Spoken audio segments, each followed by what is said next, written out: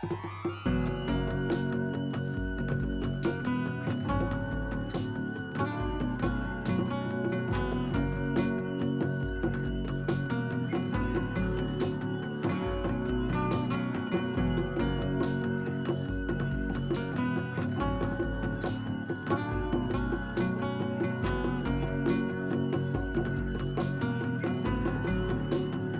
are the low-value men? The hijacker's passport was found blocks from the World Trade Center crash site. You can believe that. You can believe that. You can believe that. Contracted COVID, but says with a mixture of medicines, including the controversial horse dewormer that has poisoned hundreds of people nationwide, he's now recovered. He was the best guy around. What about the people he murdered? What murder? From the headlines to the whisper star. Low value mail, low value mail at 9 o'clock. Where truth and fiction take a walk. Why don't you swear on the Bible that you walked on the moon? You're a coward and a liar and a thief. Our stories are.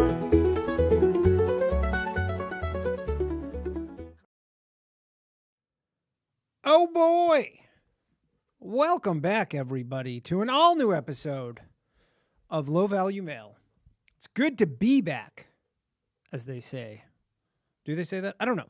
But it's episode number 139. Can you believe this is the 139th of these? And here's to 1,000 more, huh? What's that? It's like 20 years. No, we'll all be dead in 20 years. Oh, let me turn this down. I don't know if this is too loud. I have no way of monitoring my own audio. Isn't that weird? Joining me today in the second hour of the show, we have Johnnycirucci. He's the host of the Resistance Rising podcast, and he will be joining us at 10 o'clock to talk about Jesuit conspiracies. Well, I've had some callers discuss the Jesuits before, and I believe a guest. But we never really got into it. But this guy does the full deep dive on the Jesuits. So we're going to be talking to him at 10 o'clock. And I know I said that Nick Bryant was going to be on this week. He had to reschedule. He's a very busy man. But he'll be back on next week at 9 p.m. And we're going to do it a little differently, actually, because he has a hard out at 10 p.m. So we're going to go 9 to 10 p.m. with him. And hopefully we'll have more on Epstein by then. Probably not. That was a whole lot of nothing. Wasn't it? Lots happened in the last 2. I've been away for 2 weeks. And a lot's happened. The Epstein, that whole debacle, where literally they were like, we're releasing the files. And you go, there's nothing there. There's nothing there. But it is good to be back. I had a lovely few shows in Vancouver and Portland. Shout out to all of you who came out and said, what's up? It was cool meeting you all. And then I was in Anguilla, which was all right. It was nice. Nothing to do there. I guess that's the point. I don't know. I like someone says set the chat reminder, set chat filter to all messages. Is that a reminder for me? By the way, shout out to Logan Sorter for the 3 super chats. Go follow Logan Sorter on Instagram as requested. It's at Logan Sorter. If we hit an extra 30 minutes, or if we hit the super chat goal, we'll do an extra 30 minutes of open lines. Got to be in by 11:30. Otherwise, we're shutting it down. And I'll read all your super chats. Plus, one of you super chatters will win a 6-month Patreon membership, patreon.com/lowvaluemail, MAIL. Also, if you are a Patreon subscriber or thinking about becoming a Patreon subscriber, once I hit 500 subscribers, which I think I'm like 170 something away, around there. Once I hit number 500, I'm going to give one of you $500 USD, which if Trump gets his way, not going to be worth as much as they are now, but there's nothing I can do about that. So support the show, patreon.com/lowvaluemail. Help me continue bringing you this fine program. And look, it's good to be back. There's a lot happening in the world. I'll be opening the lines in, 20-ish minutes or so, because I want to hear from you. Lots happened. It was hard to pick, specifically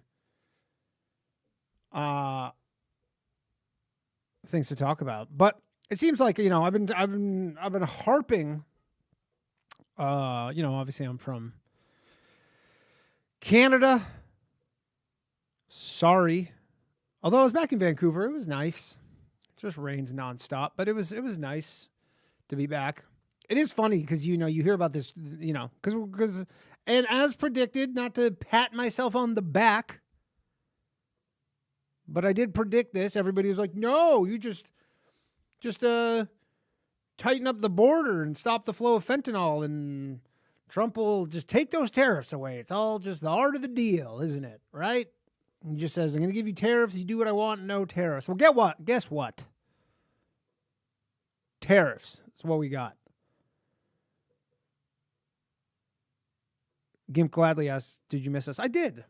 It's weird. I missed each and every one of you retards. But I was back in Canada, and it's not wartime. It's trade wartime, which is different than real wartime, I guess. I didn't see any of the shop Canadian stuff, but it is funny because there is this sentiment. Like, we were at the shows in Vancouver, and you bring up Trump or America. It was also following Canada's massive victory in the NHL All-Star game. It is funny that you're like, that was just the All-Star game. But we were hyped about that, weren't we? It was a good game. I had to watch it on the plane on an Air Canada flight in fucking French. That's how third-rate of a country Canada is sometimes. We get on the plane, and the pilot actually saw Ryan and I. He walked by us, and he heard us talking about whether or not there'd be a game. He goes, yeah, TVs. You'll be able to watch the game. I was like, amazing. Be able to watch the game. Then the only channel they had, and the only sports channel they had in English was showing fucking curling. That was it. TSN. All they had was curling. Had to watch the game in French. I was honestly like, I was feeling the 51st state stuff at that moment. I go, that is just an indignity to make me watch that game. And everybody else on the plane. The whole plane was watching it, and we were watching it in fucking French. It was brutal. Brutal. But so, nobody's really, people were booing like Trump. People aren't happy with America in Canada. The Americans don't give a shit. You don't. I know you don't. Understandably, it's not really going to affect America too much. There might be, some people in blue states who are affected. Tough shit. But Trump is basically, he's terrifying anything that moves. And, it's his favorite word. Remember that? He goes, my favorite word is tariffs. And look, to his credit or defense, he did say that he was going to do this. Not the details, but he was like, yeah, I love tariffs. I'm going to do tariffs. And then he's doing them. And we're all like, what? You can't do that. Well, he is. And you can't stop him. Everybody just kind of accepted that the U.S. was just kind of chill. They were just the rich friend who you could just borrow $10 from and not really have to worry about repaying the money. Not any longer. But, some people I think are trying to do that buy Canadian thing. But the funniest thing is that Tim Hortons, which is, known as maybe the most Canadian brand, probably. It's giant coffee chain. It's not even a Canadian company. And there's very few Canadians who work there. Let me tell you, if you live in Canada, you know what I'm talking about. But they're not. So you're like, okay, the place where everybody goes, biggest chain in the country, not even a Canadian company. So I mentioned, not to drudge up the past, but essentially Trump's goal has been to restructure the global trading system. And it is interesting because Trump term one, There was no like, hey, this might be a little painful what I'm doing. Now, he's just like, yeah, probably going to lose a bunch of money. Sorry. I mean, the stock market got fucking hammered today. Absolutely hammered. Crypto, absolute disaster. Shout out Jew Bear. I don't know what it's worth, but I'm going to guess as close to zero as possible. Apologies if you bought that, but I told you. There's no intrinsic value in Jew Bear other than my existence. But it is an interesting change that Trump is straight up just like, yeah, you know, and you know, to his defense again, I suppose, he's basically treating this whole thing a little differently this time around. He goes, because, you know, the stock market gets you reelected. You go, we have a strong stock market. You have to reelect me. Look at your 401ks. He can't get reelected. I mean, depends who you ask, but I don't think he cares. All he really cares about are interest rates. And, you know, the United States, as I'm sure you all know, printing a new $1 trillion every 100 days. At least they were under the Biden administration. Crooked Joe. Is it Crooked Hillary or is it Crooked Joe? I can't remember. I can't keep track. Or Sleepy Joe, Crooked Hillary, right? But so they have this debt crisis, which is understandable. And the best thing to do is, you know, if you can lower interest rates, then it's a lot cheaper to refinance all your debt. And so that's what he's kind of focusing on with all this is he's trying to get the country out of debt, which honestly is a good thing. Women don't be liking that because women be shopping. But everybody knows that, you know, any of you, I'm sure some of you are in some debt, maybe too much. You know, it's not a good thing. You're not like, this is sick, all this debt I have. But in America, we're just kind of like, yeah, we just kind of just keep doing it. And it seems to be working out. It has seemed to be working out other than, you know, if you kind of look at the price of anything in terms of gold and then versus dollars, and you realize you're like, oh, they really have made us much poorer. Who's they? I know what you're thinking. And again, if he pulls this off, this will be absolutely legendary. Like if he actually accomplishes all the stuff that he wants to do, it'll be amazing. And we're not going to know. And the thing is, he really only has 2 years. That's the crazy part. Because, like, you know, to do all these things, some of that takes time. I guess if in 2 years from now, when the midterms come up, he's like, look, I like cut the U.S. debt by, I mean, really by anything. All it does is go up. If he's like, look, it's Doge and all that stuff, it's all down. Like the debt, we knocked off $7 trillion, $10 trillion. You're like, that's pretty impressive. I mean, the idea that it can even be done is crazy. Right? But again, Canada, not happy. Do we need to care about Canada? I don't know. It's one of those things where I think about it, I go, you know, all the people in Canada are mad. All the people in America don't give a shit. Like the Canadians are really just like, you fucking stabbed us in the back. But they're not taking it lightly, which I don't know if that's a good thing or not. I don't know what they can do. They can't do nothing. Like, obviously, that would be the ultimate cuck bitch move to just be like, yes, sir, more tariffs, please.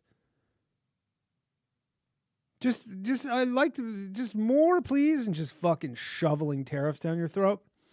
Last night in Canada, they elected, or didn't actually elect, a new Prime Minister, Mark Carney, former head of both the Bank of Canada and the Bank of England. Nice resume there. But it's kind of a Kamala situation. He's never been elected. He's never held any sort of political office, which in Canada, you have to be a member of parliament. Like, it's kind of like a congressperson. You have to be one to be prime minister. He's not. Now, he might just be prime minister for 2 weeks, and then they have an election, and that's that. But he might be like, you know what? We're in a bit of an emergency. I might have to hold off an election. But it seems like an election is coming. But Canada, and, you know, like it'll likely be, he's prime minister for 2 weeks. But Canada is so retarded of a country that it might not. Like, I am actually kind of, and again, he's not a long shot anymore. I think it's like 60-40 for the conservative guy. Carney was like 10% chance not that long ago. And Canada, and like Trump just handed them, man. Trump just absolutely, and they will be the worst people to deal with it. Like, I don't even think the conservative guy will be good to deal with it, because Trump is just, you can't be reacting, all right? Like, you're automatically at a disadvantage if you have to react to everything. But, you know, Canada is not that type of country where they're just going to be unilaterally just doing shit, especially not to America. Wouldn't want to upset them. So it's not a good position either way. And I guess we'll see what's going to happen. Old Doug Ford, old Dougie, Premier of Ontario, who famously insinuated on the television that he would run me over with his car if I was crossing the street, if he saw me crossing the street. You'll probably find that clip somewhere on YouTube. I know it's there somewhere. He's not going down without a fight. And here's the thing. Whether you like him, don't like him, I think he's kind of dumb. Maybe it's just he talks that way because he talks really like slow, but and this is a little conspiracy because he was he's now the premier of the largest province in Canada. And you're probably just like, again, who gives a shit? But Ontario is probably, I think Ontario would be like the 6th biggest state or something by population, 7th. Like, it's pretty big. It's not nothing. But there was this guy, Patrick Brown, who was the head of the Conservative Party. He was supposed to be the next premier, and then they fake Me Too'd him. Like, I want to say it was like 2019. They legitimately, they were like Me Too'd him. Some girl was like, yeah, he was inappropriate with me at a party. He like hit on me at a party like 10 years ago or something. And this dude was like a real conservative dweeb, like not the type of guy. And I think he's currently the mayor of Brampton or something. But this girl was like, you know, he hit on me and I was underage. I was like 16 or something. And then he just got the boot. And then they just did this like snap election to get a new leader. And at the time it was a lock. Whoever was the head of the party was going to win because the old leader of the Liberals, this chick, she was like, had single digit approval rating. My conspiracy theory is that Doug Ford paid somebody to do the fake allegations because like a month later they started looking into it and they're like, oh no, she was actually of age. Whoops. Total hit job. But anyways, he's going hard. He's I don't know if you guys saw it. I think it was on during the Super Bowl, but it's like I've been seeing it on TV all the time. There's just like when the threats of the trade war started, like all the threats and whatnot, there was Ontario started, the province just started running ads, and they weren't even tourism ads. They were just like, Ontario, your pal, America, we're buddies. We're Ontario. Huh? We're sweet, huh? Now, that didn't work. I don't know what the fuck. They probably spent $10 million running these ads. What they possibly could have expected the outcome to be of just running ads being like, we're Ontario. We're cool. We're cool, man. Don't tariff us. They didn't say don't tariff us. They were just like, Ontario, hey, we're up here. Don't be mean to us. That didn't work. Amazing. That didn't do dick all. Again, it wasn't a tourism ad. It wasn't like Visit Ottawa or Thunder Bay or whatever the fuck. It was just, hey, we exist. Don't be mean to us. Now they're switching it. They're going to start running attack ads on Trump, essentially, which that is not going to work either. Stop running ads. I don't know who the fuck is advising him. But, and again, like, Ontario supplies, they slapped on a tariff. And I will say, because it seems like a kind of un-Canadian move, and they're kind of painted in a corner with this whole thing. But, Trump's like, because Trump's been fucking all over the place. This is, it's making my head spin. One day he's like tariffs, the next day he's like no tariffs. It's very hard to deal with it. And maybe that's by design on his part, where he goes, yeah, I'm crazy, man. I'm fucking loco. I am loco, S.A.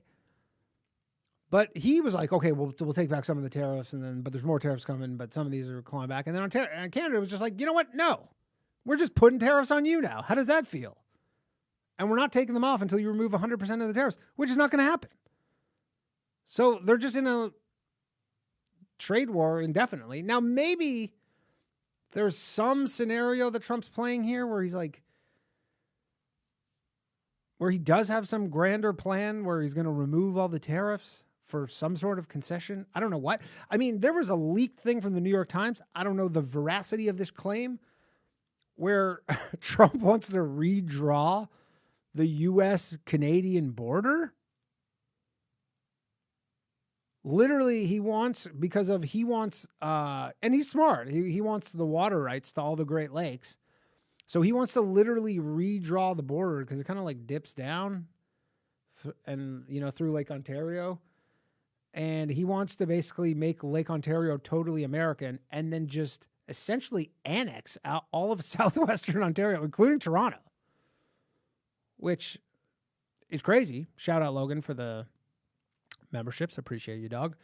And now he's putting a tariff on energy, 25% that's going to all these 1.5 million households.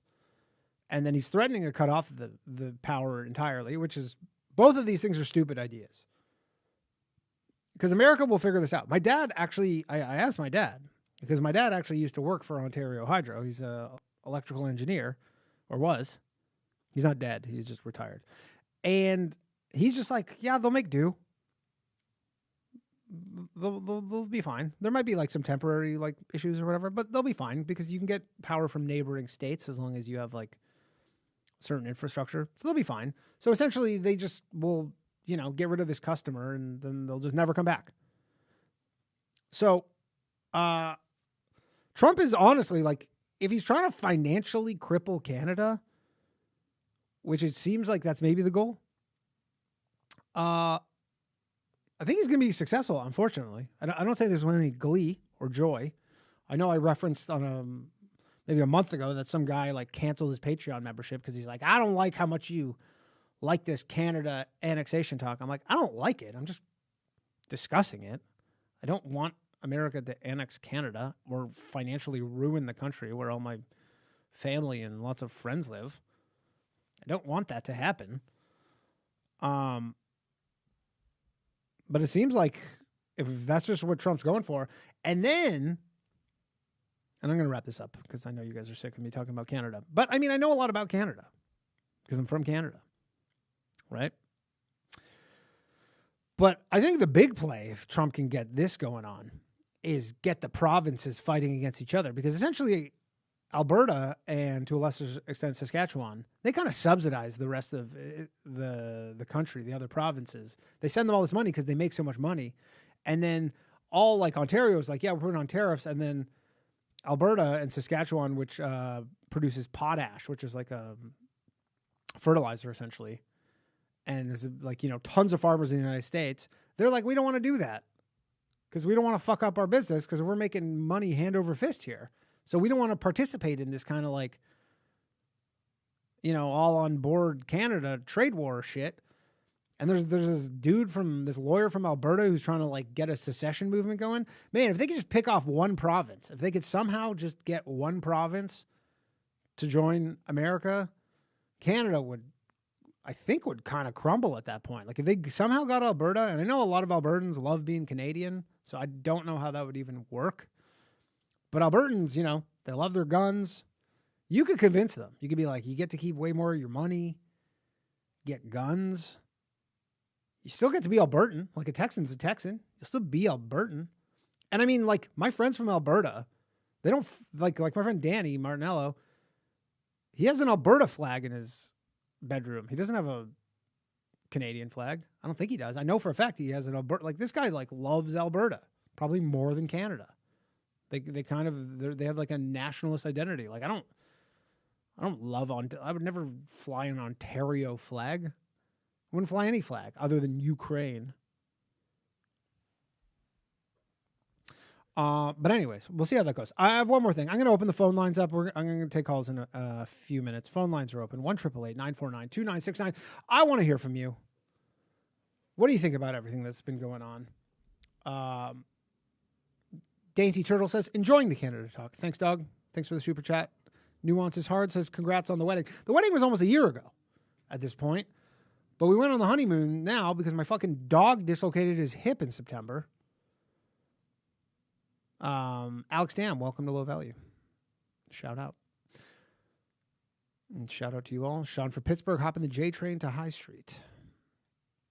Okay, I want to talk about one thing. The phone lines are open, 1-888-949-2969. We got Mark taking the calls. And I want to talk to you.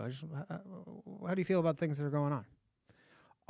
And I want to talk about one thing. I'd like to vindicate myself to a degree. Patriot Front. I have said over and over again, there's been a clip that's been going around of Ian Carroll on the Joe Rogan Experience.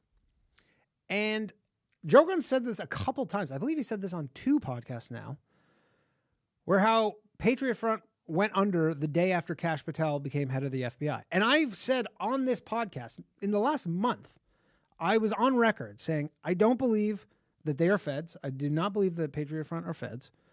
And now I would eat my words if this exact thing happened. If Kash Patel became head of the FBI and then Patriot Front just disappeared the next day. Except they didn't go anywhere. People keep sending me this clip from Rogan being like, see, they're feds. It's not true.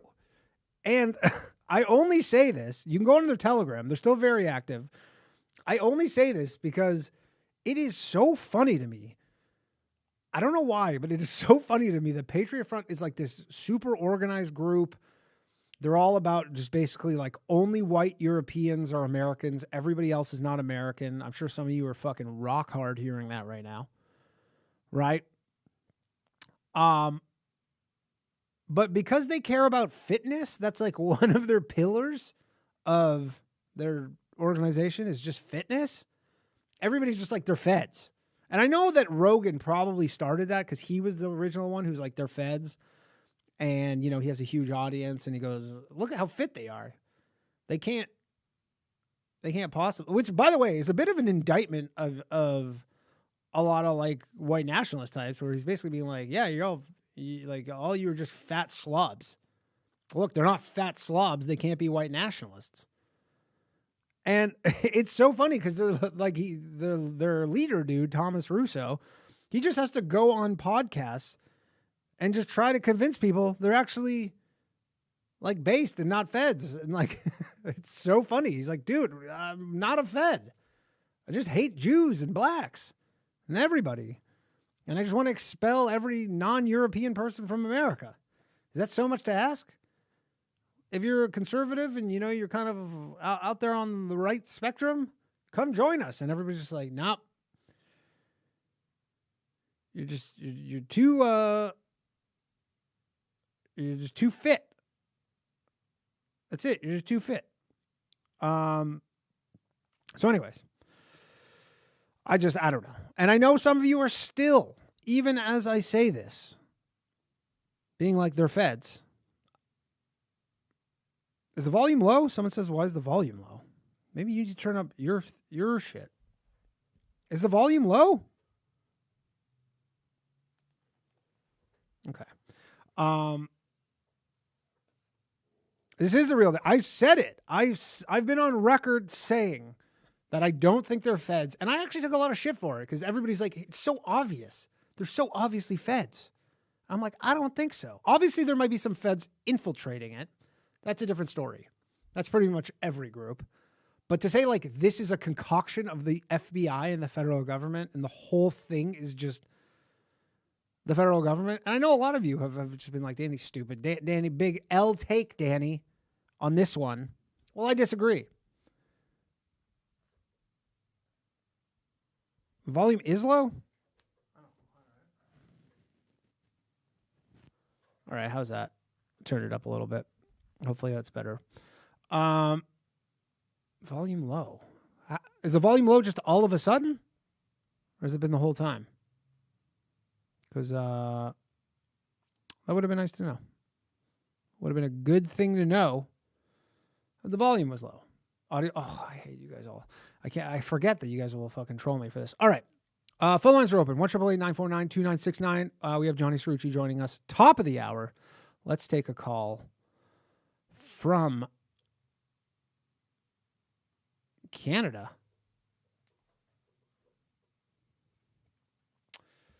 We got T-Dog. T-Dog, you there? Hey, bud. Hey. Yeah, no, I got to keep my name anonymous. Want to bring it back to some of that Canada love. Saw you guys in Vancouver. I actually sailed over to see you Where from the island. From Victoria? Yeah. Nice. I'm going to be there. Yeah, you guys were great. You need to get Ryan to eat a little bit more food. He's starting to look like an extra from Schindler's List. Don't tell him that, because that's what he's going for. That's an actual compliment. Yeah, no, he's doing his thinspiration movement there. Yeah. He's trying to thin down for that summer body. I don't know how much more he can go through. He's already starting to look like one of those 1980s aid fundraisers from Africa. Kind of train spotting vibes. So what I was hoping to chat with you about from the Canadian side, because I'm seeing all this all of a sudden nationalism, and it's not nationalism. It's just not being American, and it's anti-Trump. It's because our country's an airport lobby. Yeah, like we don't have any. We've been cucked for 10 years, and we've been screwed. But I'm in the Canadian military. That's why I can't give you my real name. That's fine. And we're getting a little pissed about what's been going on.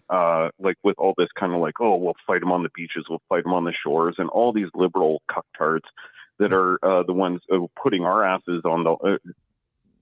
It's posturing. It's not going to be an invasion. I doubt that. But they're the ones saying, "Oh yeah, we want you to deal with it." And I feel like I'm like. It's like grabbing Anne Frank out of a concentration camp and the Germans handing her a rifle and go, okay, now it's time to fight the Soviets. Like we've been so abused for so long and underfunded.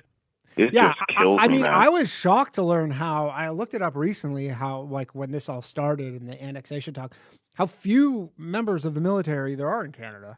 It's only like, you know what's funny? We're short staffed, and they have hiring quotas where they won't hire certain types. Well, they prioritize certain types of people. And I'm sure you can guess if you've looked at your Alphagetti can of soup lately, what they're looking for, and it's not working. And all of our equipment should have been replaced decades ago. And yeah, it really, really hurts. Like the demoralization is palpable.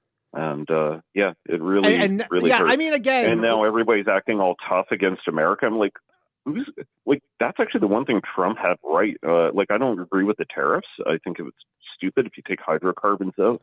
The tariffs don't make any sense, and they profit off of the hydrocarbons. So, like, that's it. But the one thing they can nail us on for sure is. I mean, if he wants to destroy the Canadian economy, it's like, if that's what his goal is, then. The tariffs do make sense. It's just we're not used to Canadians aren't used to just the Americans being aggressive in any way. We're not. We forgot about how to stand on our own 2 feet, and I think it's a real problem that when this is not going to be great optics, but.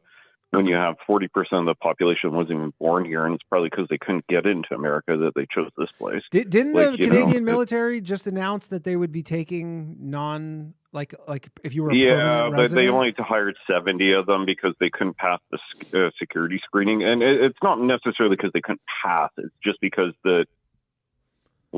from Waka land, you're getting all your security checks and stuff like that. It's not going to happen easily or quickly. Right. Not to say that they aren't bad people, but it just doesn't work. It's going to be hard. There's only 60 some odd thousand military. roughly full reg force. Another couple tens of thousands, like 20,000 reservists. But yeah, that's about it. Like, you guys obviously know that should there be any sort of like kinetic war, you have zero chance. I've already got a bed sheet that I put away and nailed to a broom and I, for one, applaud our future overlords. I mean, like, what are you gonna? That's the thing. Like my liberal hippie like uncle is like, yeah, no, I've got a pistol and I'm gonna fight off the Americans. I'm like, you're not doing shit, buddy. Like, yeah, wait till the drones show up and there's not even a person to fight. You're just like trying to pick off a drone. Personally, like, and hey, I'm a Canadian nationalist. I like my country. Well, I liked what my country was about maybe 20, 30 years ago. Sure, but, me too. I like my country, and I'm a Canadian. I defend this country. I'd fight to the death. I signed up for that. But you're telling me I got to go fight America? Yeah, I mean, again, okay. Good luck with that. Yeah, no, you know what's a crazy stat too? I saw this posted on Twitter, but so there's 60,000 roughly in the Canadian military, right? There's also 60,000. There's 41 million Canadians. There's 60,000 CRA employees, which is the Canadian IRS. Just as a comparison, there's 60,000 for 41 million Canadians. The U.S. has 90,000 for 340 million Americans. I'm going to go out on a limb here and tell you we have a secret defense weapon that makes America never invade us. One, we're the California of the North. They want 40 million more like liberal hiptard Democrats. Yeah, sure. Okay. And then two, we got Quebec. That's the poison pill. Yeah, Quebec is the poison pill. But yeah, that's we don't even want them. I know. Geographically, I don't know how you could deal with Quebec, but maybe there could be some sort of concession to them that they can kind of just be like a territory. Just be their own country, which they would probably love. Yeah, I'm sure they would love that. Everybody, like Ryan says the same thing. He's like, you guys don't want the French. I'm like, they could figure out a way to get the French in. They almost just be like, I'm sure they could. I mean, you guys have not you guys, you're Canadian, but Louisiana, you got tons of French speakers there. And then you also have like Puerto Rico and all that stuff where you have these territories. I don't think it's going to happen. I think it's a bit of a misnomer. It's just a tactic. But I get really annoyed that all these Canadians that have voted for years of not letting our country grow a pair of balls now all of a sudden act like they have one. And I'm like, really? Yeah, too fucking late. We're too late, unfortunately. Yeah. Yeah, and then it's my buddies that I work with. They're the ones that are supposed to be the ones that stand on the front line. I'm like, now, do any of the people? Nice job, buddy. Yeah, do any of the people you work with, like, what are their feelings on this whole annexation business? Like, do you guys talk about it? You must. Yeah, we do. There's probably about a quarter. They're like, I probably get better equipment and be rolled into the U.S. Armed Forces. So yeah. I don't know. But 3/4 of them are like, I would fight to the death against American. No, not at all. The most of them are just too depressed. Like some of them are living in cars. I'm not even fucking. People in the U.S. in the Canadian military live in cars. I know a guy sleeping in a car tonight. There's girls doing OnlyFans out of the barracks. Like what? Jesus, I'm fucking making this shit up, dude. Is it just because the pay's so low? Well, it also depends where you're posted too, because if you're posted in a place that's high, like you're paid a salary, and it's not necessarily terrible. It's not great, but you don't get to choose where you live. Right. And if you live in a place that's an expensive postal code, you're fucked. And they haven't built like hardly any new housing for military housing, so you can't live in those crap holes. And then you're kind of fucked. And so what do you do? Like, there's people I know that are in unhealthy relationships, but they're financially kind of trying to make it work for those reasons, or for that reason rather. And then there's I know people that I've got a friend's place and I put my RV there, like my travel trailer, and I live in that. And I'm like, really? So basically, if Trump's listening right now, like you want us to go fight for you? Yeah. Okay. If Trump's listening right now, he could get this done in 48 hours. should he want to. And I don't want to talk too much shit about the organization because the people are actually the best it's just you guys Canadians obviously I've aren't... ever met. Like, they're honestly funny as fuck. They're really switched on. They're driven. They tend to be healthier, and they're what I think are the best Canadians. And you guys just don't have the resources. Some of them are new Canadians, but we've just been neglected by our first black prime minister. Sure. And it was more of a brown, blackish brown prime minister. No, I don't know. That sucks to hear. A lot of the photos were hard to tell. That's anyway, but I just for my Canadian brothers out there, we'll fight the fight regardless, of course, but you guys need to think about it when you vote. And again, Canadians don't have guns. Really, and didn't they just have a recent confiscation? I've got 13 in my house right now. but for the most part, the thing with America is there's more guns than people in this country, right? And Canada. Oh yeah, Texas is basically like the Taliban on with what's it called? No backstate grill. Yeah, like I saw someone posted like there was some professor who was like, if America tried to put boots on the ground, all these insurgents would fight them back and America would lose. And you're like, what what are you talking about? I saw that article and I just lost my crap. I'm like, most of these people, like, there is none of that. Like 40 years ago, like, were we kick ass in World War I, World War II, Korea? Hell yeah. Even into the 60s, we were kick ass. Now, and we want to be that porcupine that no one wants to touch because it's this rabid beaver foaming in the mouth with laser eyes. Yeah. And we're not. We're cucks. We had a cuck prime minister for 10 years, and now here we are. Yeah. Yeah, hopefully we'll get back. Maybe PP will make it. I don't know if he's the guy, but my political party never gets elected. It's called none of the above. So yeah. Well, I should not abuse your time though. Yeah. Good luck, T-Dog. You get back to things. Good talking to you. All right, bud. You take care. Keep doing God's work. Thank you, T-Dog. Everybody from Canada. All right, let's take another call here. We got Charlie. Charlie, are you there? Hey, Danny. What's up, man? How you doing? How's it going, buddy? Welcome back. Charlie from Florida. Charlie from Florida. It's good to be back.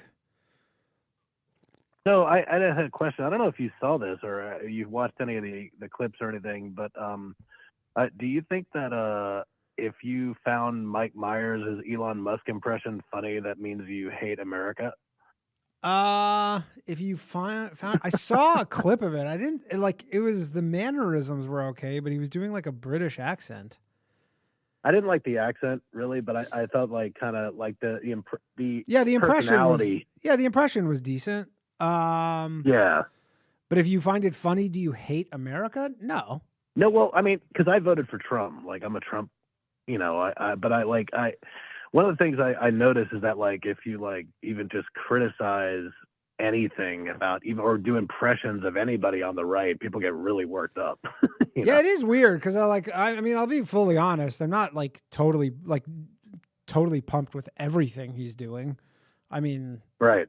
Yeah, I mean, it's crazy if you would just be like, yeah, I like everything he does. He can do no wrong. It's like he literally did a crypto scam 2 days before he went in office.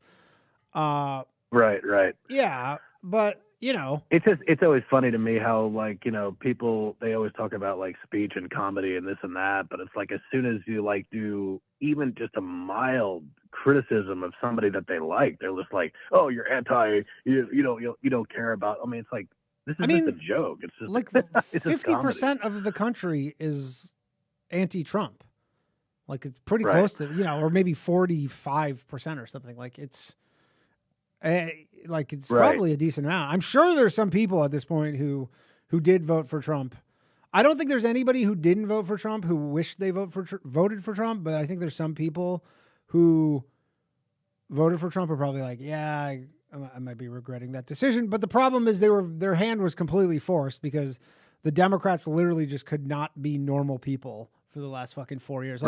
Honestly, all they had to do Like, because anybody, like people who are like Democrats, like complaining about Trump or whatever, all they had to do was just be fucking normal.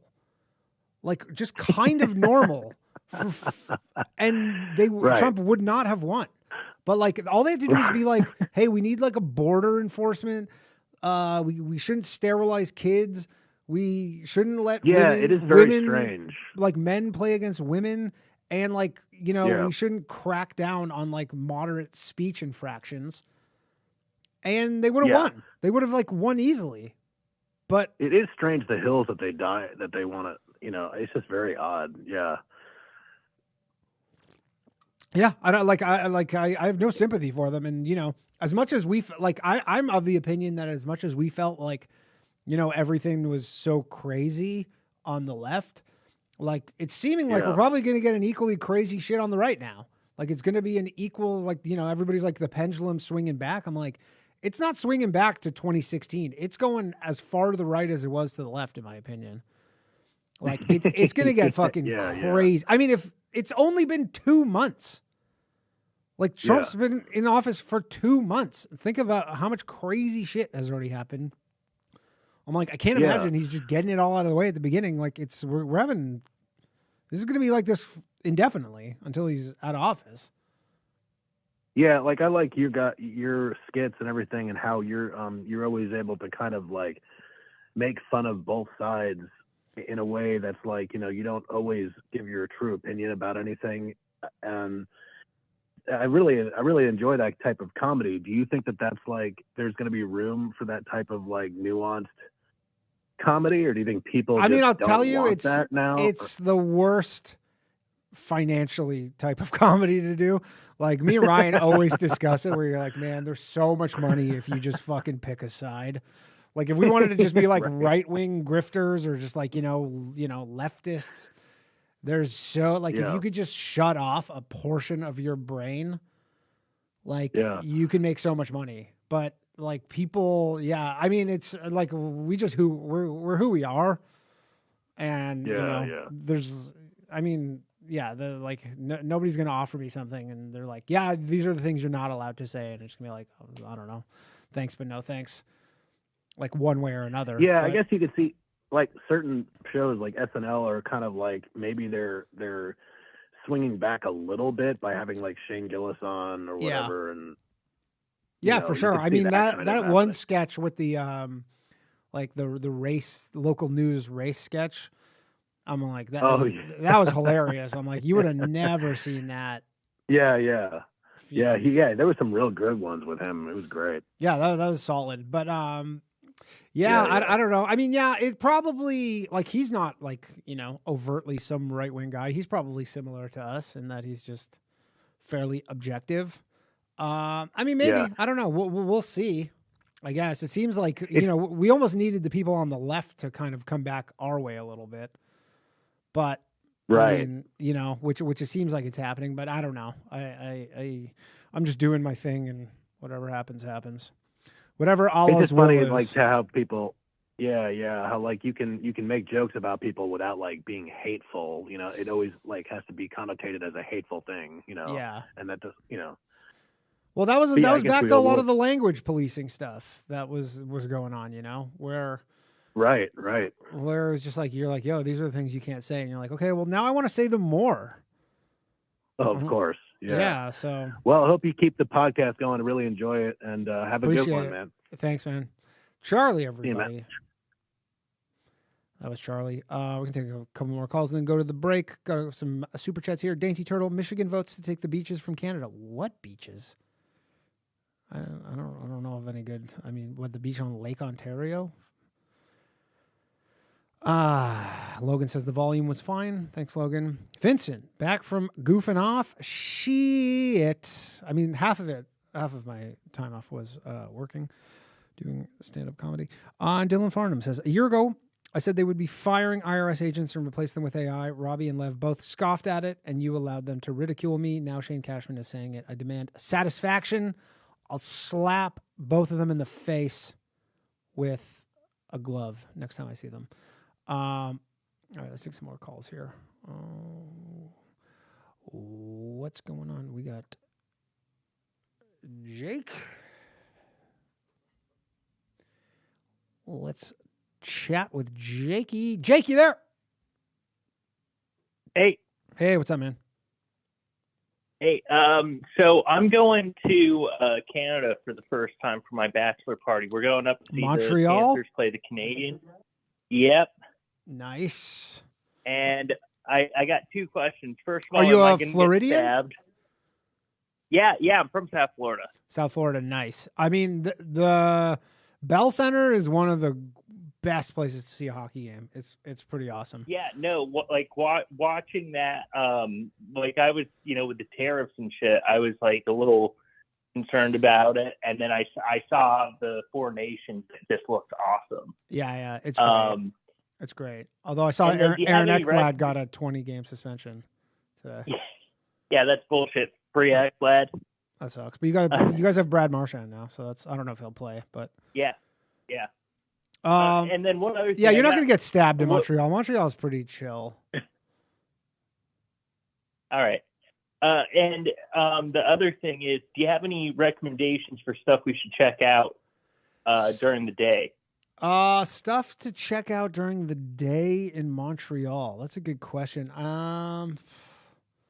Fuck, I don't know. I mean, I've been to Montreal a bunch. I mean, you go to like St. Catherine Street. That's like the main strip there. A lot of bars and stuff. Are you guys like big drinkers? I mean, Montreal's like kind of a debauchery town.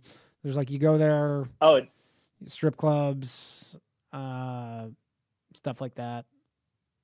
I don't really know like sites in Montreal, to be honest. I mean, I'm sure there are. Like, you guys want to like look at historic buildings?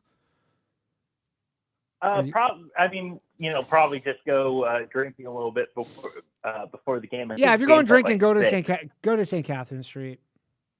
Okay. And if you have a chance, go to Schwartz's.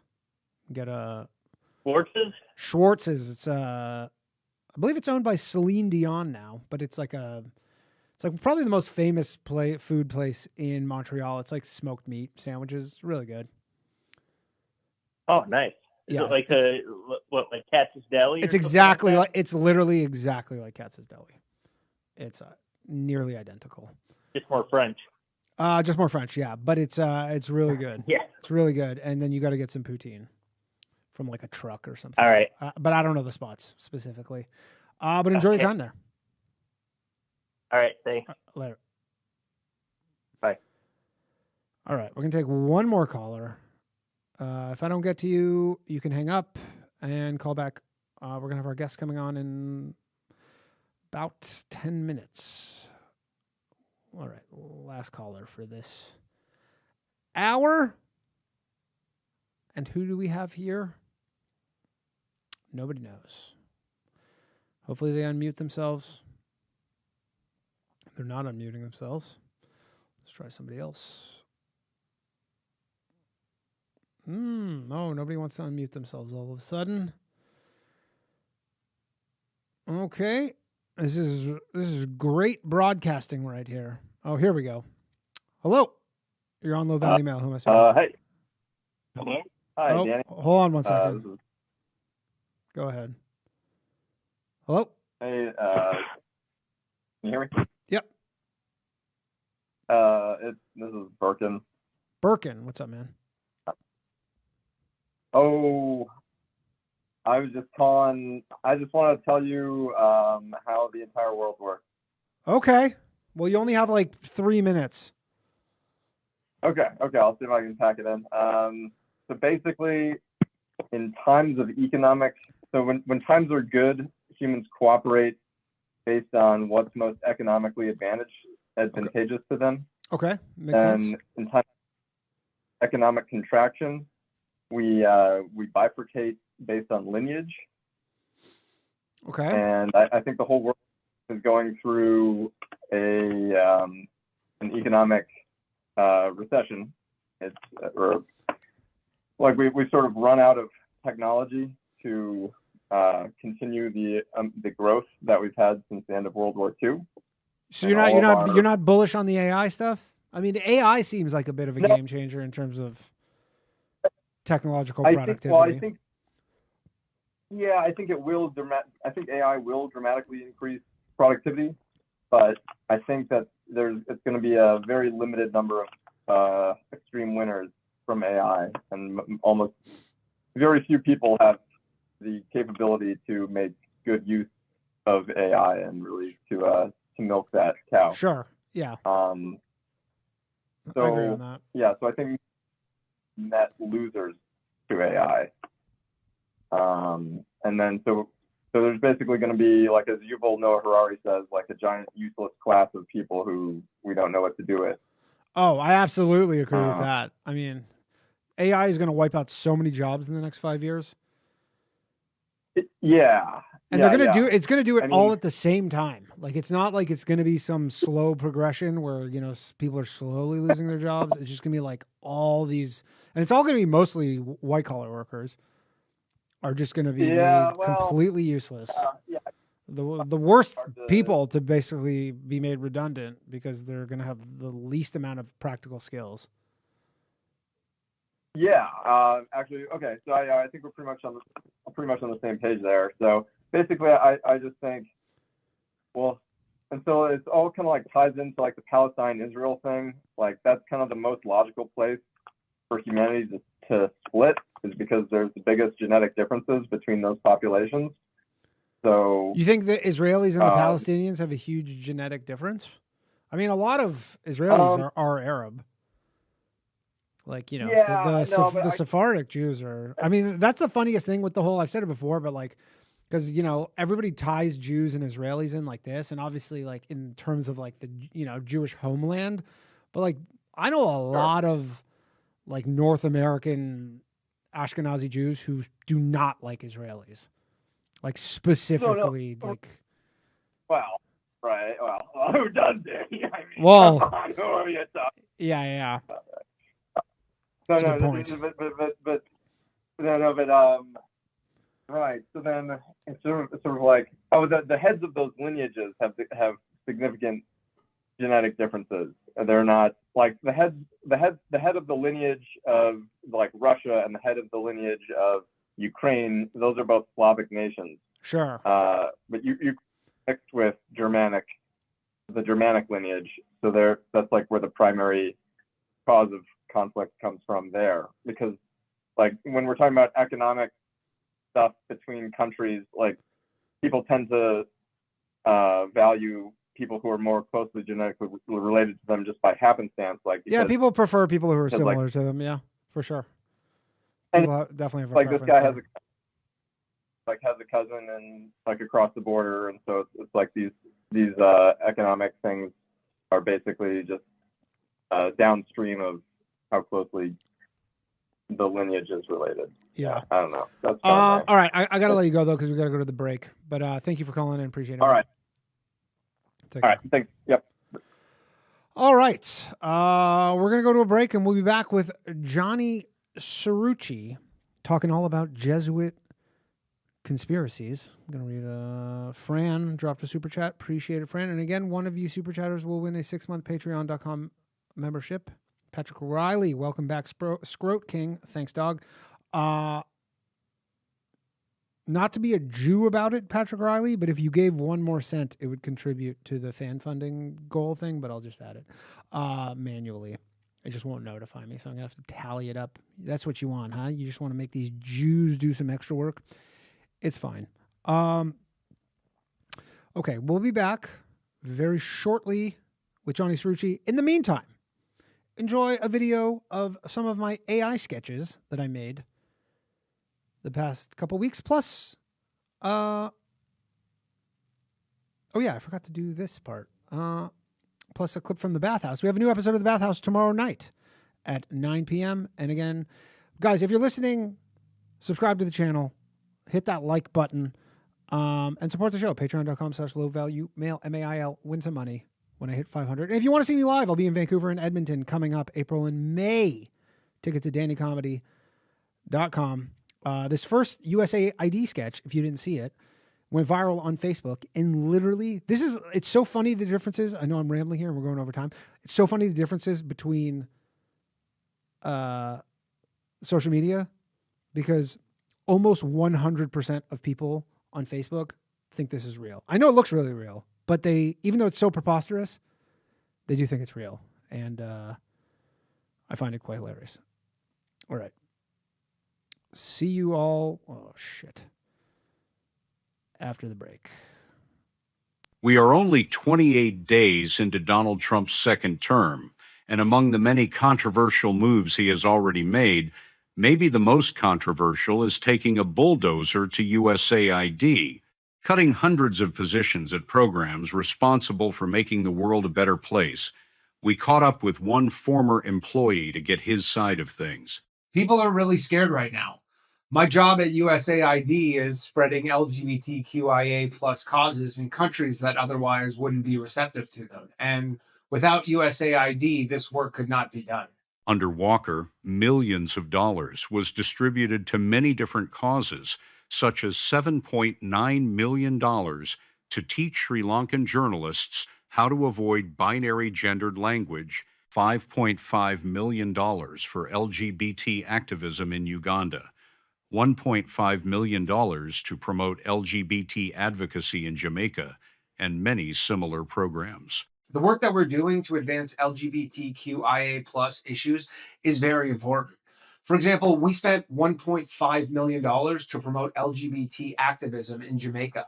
Now, many people know Jamaicans are some of the most homophobic people on earth. So what we did is we took that $1.5 million and split it 10 ways among 10 different Jamaican men, all for the hope that they will no longer be homophobic. And how did that work out for you? They said they'd think about it. I mean, it's probably a no, but that's a tough nut to crack. But here's the thing. Homophobia is ingrained in so many cultures all over the world, which is why we need these endless sums of money to promote this stuff. What is your response to people that say U.S. taxpayers shouldn't be funding stuff like this? Unless you try, you can't be successful. Nobody really wants to talk about any of USAID's wins. Take, for example, a program we had in the 90s to advance LGBTQIA plus issues in the country of Canada. Now, it's currently shut down because it's no longer necessary, but everybody knows Canada is maybe the gayest country on earth. I mean, can you think of a gayer country? Exactly. And we can do that to countries all over the world. We just need the resources. The future of USAID remains murky, meaning U.S. taxpayers will no longer be able to make countries all over the world gay against their will. That means no drag stories for children in Afghanistan, or drag queens at all, for that matter. And the bureaucrats now out of work will have difficulty finding private sector jobs making countries gay, as those are few and far between. What would you tell Elon Musk and Donald Trump if they're watching right now? Making the planet gay is vital to American interests, and it is in the best interest of every American that we gay up the entire planet. And the people at USAID have proudly served their country, no homo, and more importantly, they don't have any other skills to feed their families if this goes away. If you like that, make sure to subscribe and follow for more. I'm Donald Trump, and I approve this message. Follow and subscribe to Danny's Perfect Content. You asked America, and I listened, so welcome to the Gavin Newsom podcast. I know no one actually asked for this, and they'd prefer I do my actual job instead of whatever the hell this is, but everyone knows I march to the beat of my own drum, which is why when I locked everyone down during COVID, I still went to fancy restaurants that you poor losers couldn't even afford to work at, let alone eat at. I appreciate the poor optics of another podcast hosted by a straight white male, but the world needs this now more than ever. And from what I've read online, most people don't consider me straight or a man anyhow. Have I made mistakes as governor? Not really. Actually, no. I have never made a mistake ever. I guess banging my campaign manager's wife could be viewed as a mistake, except hypergamy is a very common lifestyle in California. Some people like to say I was asleep at the wheel, which made the LA fire substantially more devastating. But again, I haven't made any mistakes. Also, aren't you amazed how little I'm using my hands while I talk? My aides told me the way I talk makes me look like a complete psychopath. So I'm doing my best to talk like a normal person right now. Plus, I'm not a psychopath, just a sociopath. Those are two very different things. Oops, I'm doing it again. Old habits die hard. Don't tell that to my new campaign manager, though. Just kidding. Or am I? If you like that,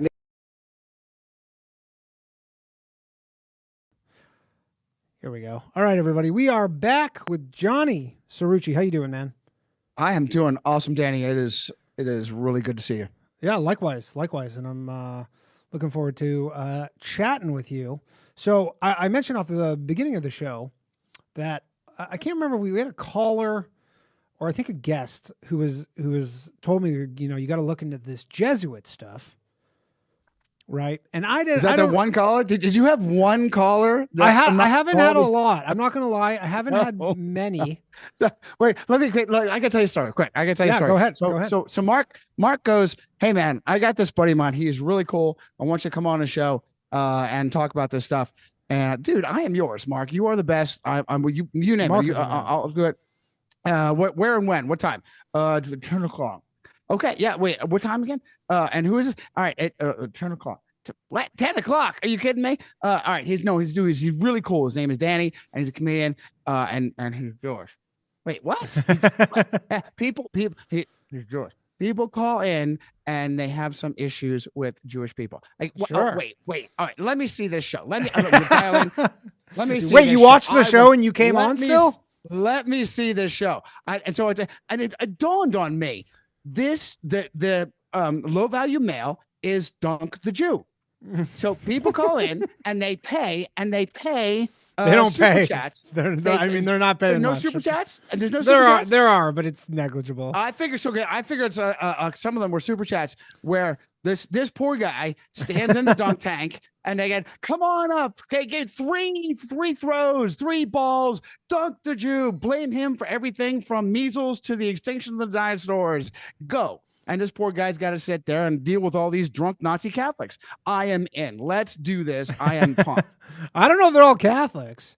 I think so. Let me tell you something, brother. I listened. Antonio Banderas, 13th Warrior. I listened. You would be surprised. You go back and listen to your own show. How many of them let that slip out?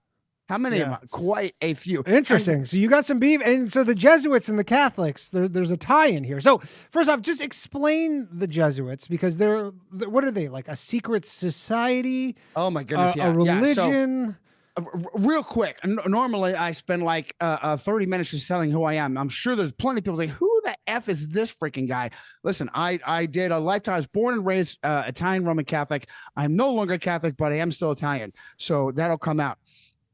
20 years in the military, family is a 4th generation. I'm 100% Italian Catholic, 100% Italian. And so I was brought up with right-wing conservative, I now call conservatard values that pushed me into the military. And thankfully or unthankfully, I am a stellar underachiever. So I had all of these great ideas about school and the military and all these great things I wanted to do, and I did none of them.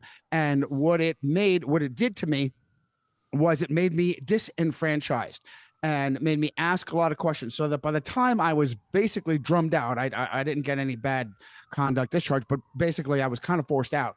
So by the time I was forced out, I was really on the outside asking a lot of questions. People on this, listeners love asking questions. So good. No, that's I could absolutely tell that. And so and through college, being right-minded, I learned the hard way of always defending my beliefs, because, oh my goodness, there is higher education left-wing in its ideology. So I also wrote a column for the university newspaper. I started blogging way back in 1990 something. Whoa, the beginning of the internet. Yeah. And so I learned how to be a journalist. I learned how to be a journalist. And asking questions, especially my experience in the military, Marine Corps, Army, enlisted officer, 1 tour in Iraq was all I needed just to see what an absolute mess it was, and what a bunch of liars were in my chain of command. So asking questions. I had gravitated in the 90s towards conservative talk, right? Because they were the alternative. Prior to Knights of Malta, Rupert Murdoch, it was CNN and VMS, NBC, ABC, they were all hard left.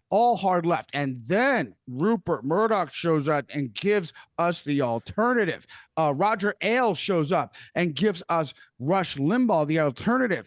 And Irish Roman Catholic Sean Hannity and Irish Roman Catholic Bill the Groper O'Reilly and Jewish Mark Levin and Jewish Michael Weiner, aka Michael Savage.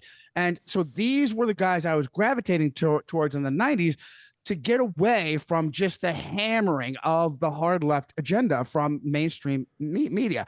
And then the advent of Barack Obama came out, and I was like, well, why are you guys pulling your punches? This guy came out of nowhere. All right. This guy is clearly being elevated for a reason. And they're all, and everybody is all on board. Nobody's asking any questions about this guy. So I said, okay, time for me to dig deeper. And I spent about a day and a half on Alex Jones before I realized, okay, push him aside. This guy's job is to take my questions and have people laugh at them. That's pretty clearly. And this started me on this journey. Back in that time, really even to this day, Danny, it was Illuminati this and Illuminati that. And so, okay, Illuminati. Listen, I'm a military guy. I know if you tell me I'm in a war, and this is clearly a war. If I'm in a war, you tell me, all right, go fight the Illuminati. What? Why don't you just tell me to go fight the deep state? Oh, okay, I'll go get the deep. Oh, the globalists. I'll go after the globalists. All right, these nebulous terms are by design. I can tell you how important it is for the bad guys to own intelligence, because the guys in the S2 and the G2, they tell you who to go kill for your country, right? Sure. Wave the flag and well, if they are telling you the wrong people, then you are defeating yourself. Okay, so it's absolutely critical to know exactly who it is. And I'm digging Illuminati. What are you talking about, Illuminati? Well, I finally come up with a name, Johann Adam Weishaupt. And what a story behind him. Why is nobody talking about this guy? It turns out that he has a Jewish family who converted to Catholicism, and they converted hard. They do it for the indulgences? No, that was, you are on it, brother. You are on it. That was a good 200 years prior to that. The whole purpose of the Reformation. I've been doing a joke about how I learned about the indulgences, and I thought that would be a Jewish thing. Give it to me. Well, basically, just like how you can essentially get a coupon against buy a coupon against your sins, and I was like, that sounds like a Jewish thing. Oh, you are getting yourself a lot of fans by that. I am for sure. Real quick, let me pause on my story and explain that was, you've got outrageous spending by the popes and just raucous living by the popes. Okay, pause on that. Look at a guy like the real families. Okay. Oh, who's ruling the world by the, if you look it up, Google, which changed its birthday to the 27th of September, which just happens to coincide with the birthday of the Jesuits, will tell you that the people behind us, the curtain there, the Rothschilds, red shield, right? Okay. Does it make any sense that if they really had that kind of money and power, they would be the first ones up and constantly everybody everywhere is talking about them? How about names like De Medici, Farnese, Aldo Brandini, Orsini, Colonna, okay? The Borgia. These aren't, nobody's heard of. They never come up in your searches, and yet they are real power, the so-called black nobility, but they are not power unless they are plugged in to, and forgive me, all of you Catholics out there, if you start drinking now, okay? Without the power of the Catholic Church, they are nothing. It is the Medici and the Farnese and the Colonna Orsini who are members, who are bishops and cardinals and popes. That's when they get plugged in. By themselves, they just sit at the table like Spectre. What a great scene in Spectre, the Daniel Craig Spectre, where they're in Rome and they all sit at the dark table. Okay, that is. I would not be surprised if that were actually how it goes about. But they have to be plugged in to the power of the Catholic Church. And the power of the Catholic Church reaches across the flat earth. Okay, we'll talk about that there too. Reaches across the flat earth. Okay, it is the power that has infrastructure. Secular governments allow the Catholic Church to run schools and orphanages and hospitals. As a matter of fact, I just watched Sam Tripoli interviewing, what was this guy's name? One of the co-hosts of Coast to Coast. I was furious because he was relating how but wasn't even skipping right over it, how the Canadian government was in bed. Oh, nailed it. Who was that? That's Richard Cirucci. Yes, Danny, you nailed it, brother. That's exactly who it was. I was enraged, Danny. I was absolutely enraged because he was talking about how the Canadian government, and in particular Justin Castro Trudeau, were laughing off the scandal of the mass murder and rape and torture of Indigenous children. There was a mass grave of like 215 bodies that were found. No, there was no bodies found. I'm Canadian. The whole thing was that they said there were all these bodies found, and then they were burning churches all over the country. I said this years ago, where they're like, they haven't found a fucking tooth or a fragment. They said they used a mass spectrometer, I believe, or like to survey the land. And then essentially they're like, there's some irregularities in the land. And then they just concluded that those were mass graves. Now, there were a lot of horrific things done at these residential schools. I'm not trying to downplay that, but they specifically were like, they had flags at half mast in Canada for like years, I believe, because of this. And then they have still not found a single piece of evidence. All they found was abnormalities in the ground, but they never actually found anything. But someone got tons of money for it. I believe one band or whatever tribe, they got $12 million to investigate this. Nothing found. But regardless. Yeah, go ahead. Yeah, I was just going to say, just because that was like in Canada, that was like a cancelable offense for a while. And there's a lady right now, actually, she's like some MP, and she's trying to just be like, hey, the residential school stuff was bad, but they didn't find mass graves. That is not true. And she's getting in all this shit even still. And people were like losing their jobs, like journalists, for just saying, hey, there's not actually any mass graves. But the Catholic Church did run the residential schools, and they were horrible. And like, there's no doubt probably people died and were buried normally. Yeah. So yeah. Like people died and stuff. I'm not saying that didn't happen. I'm just saying there are these, mass graves. Didn't happen. The Vancouver Sun was full of shit when it says there were remains of 215 children found. What year is this? What year is this from? Residential. This is 2021. Yeah. That's at 2021. That's what they were saying, because they had literally. How do you make that up?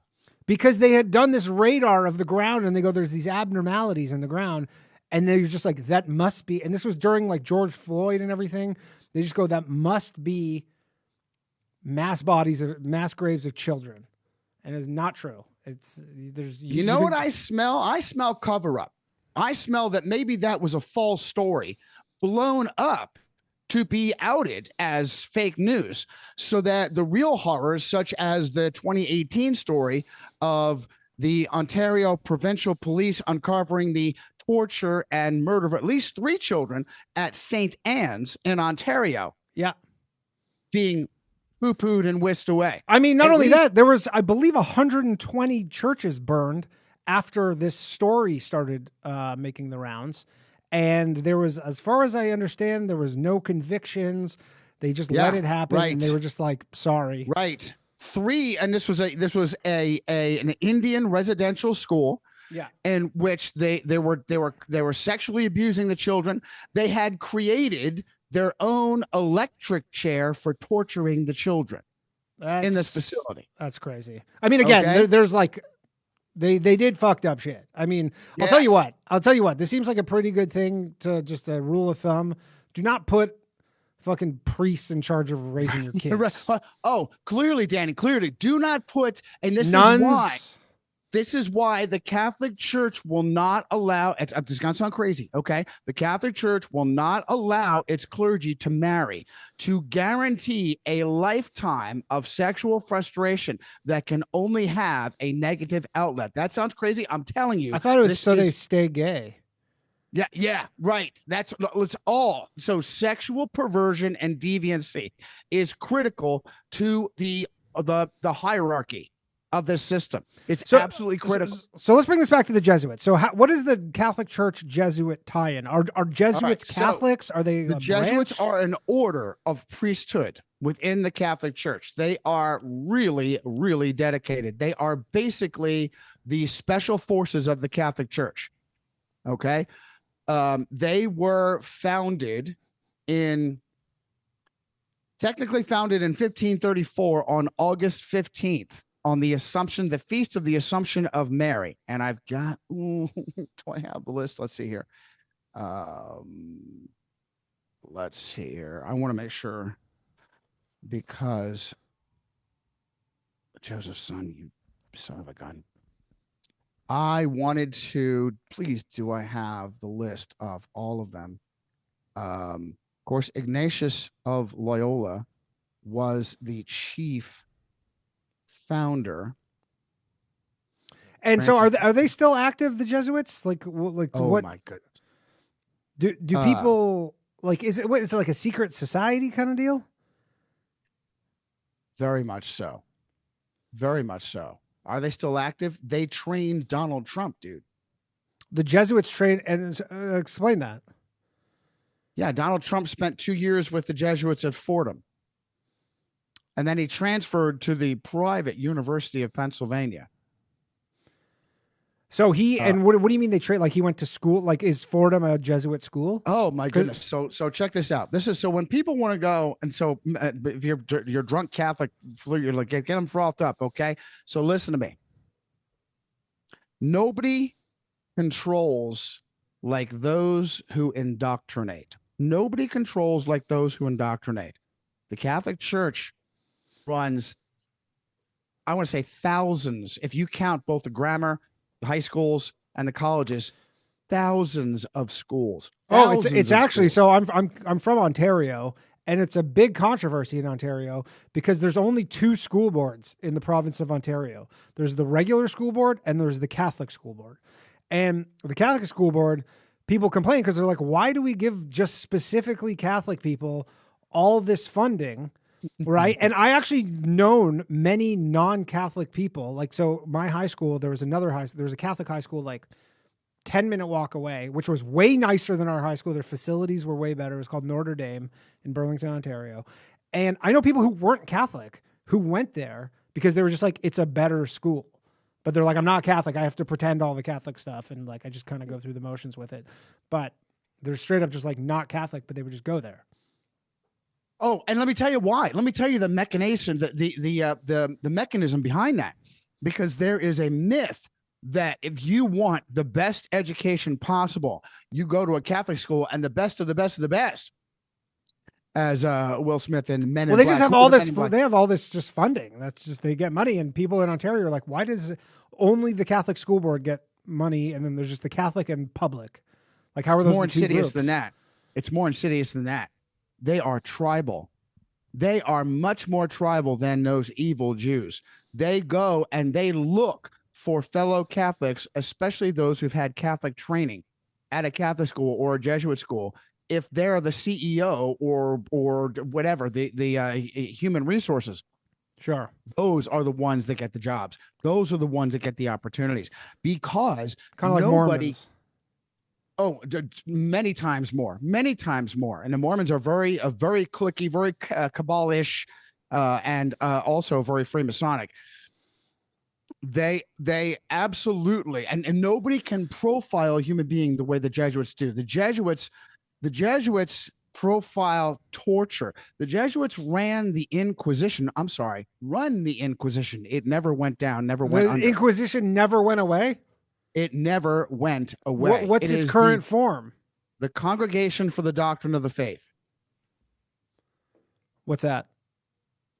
The Inquisition. No, but what's the current form? It is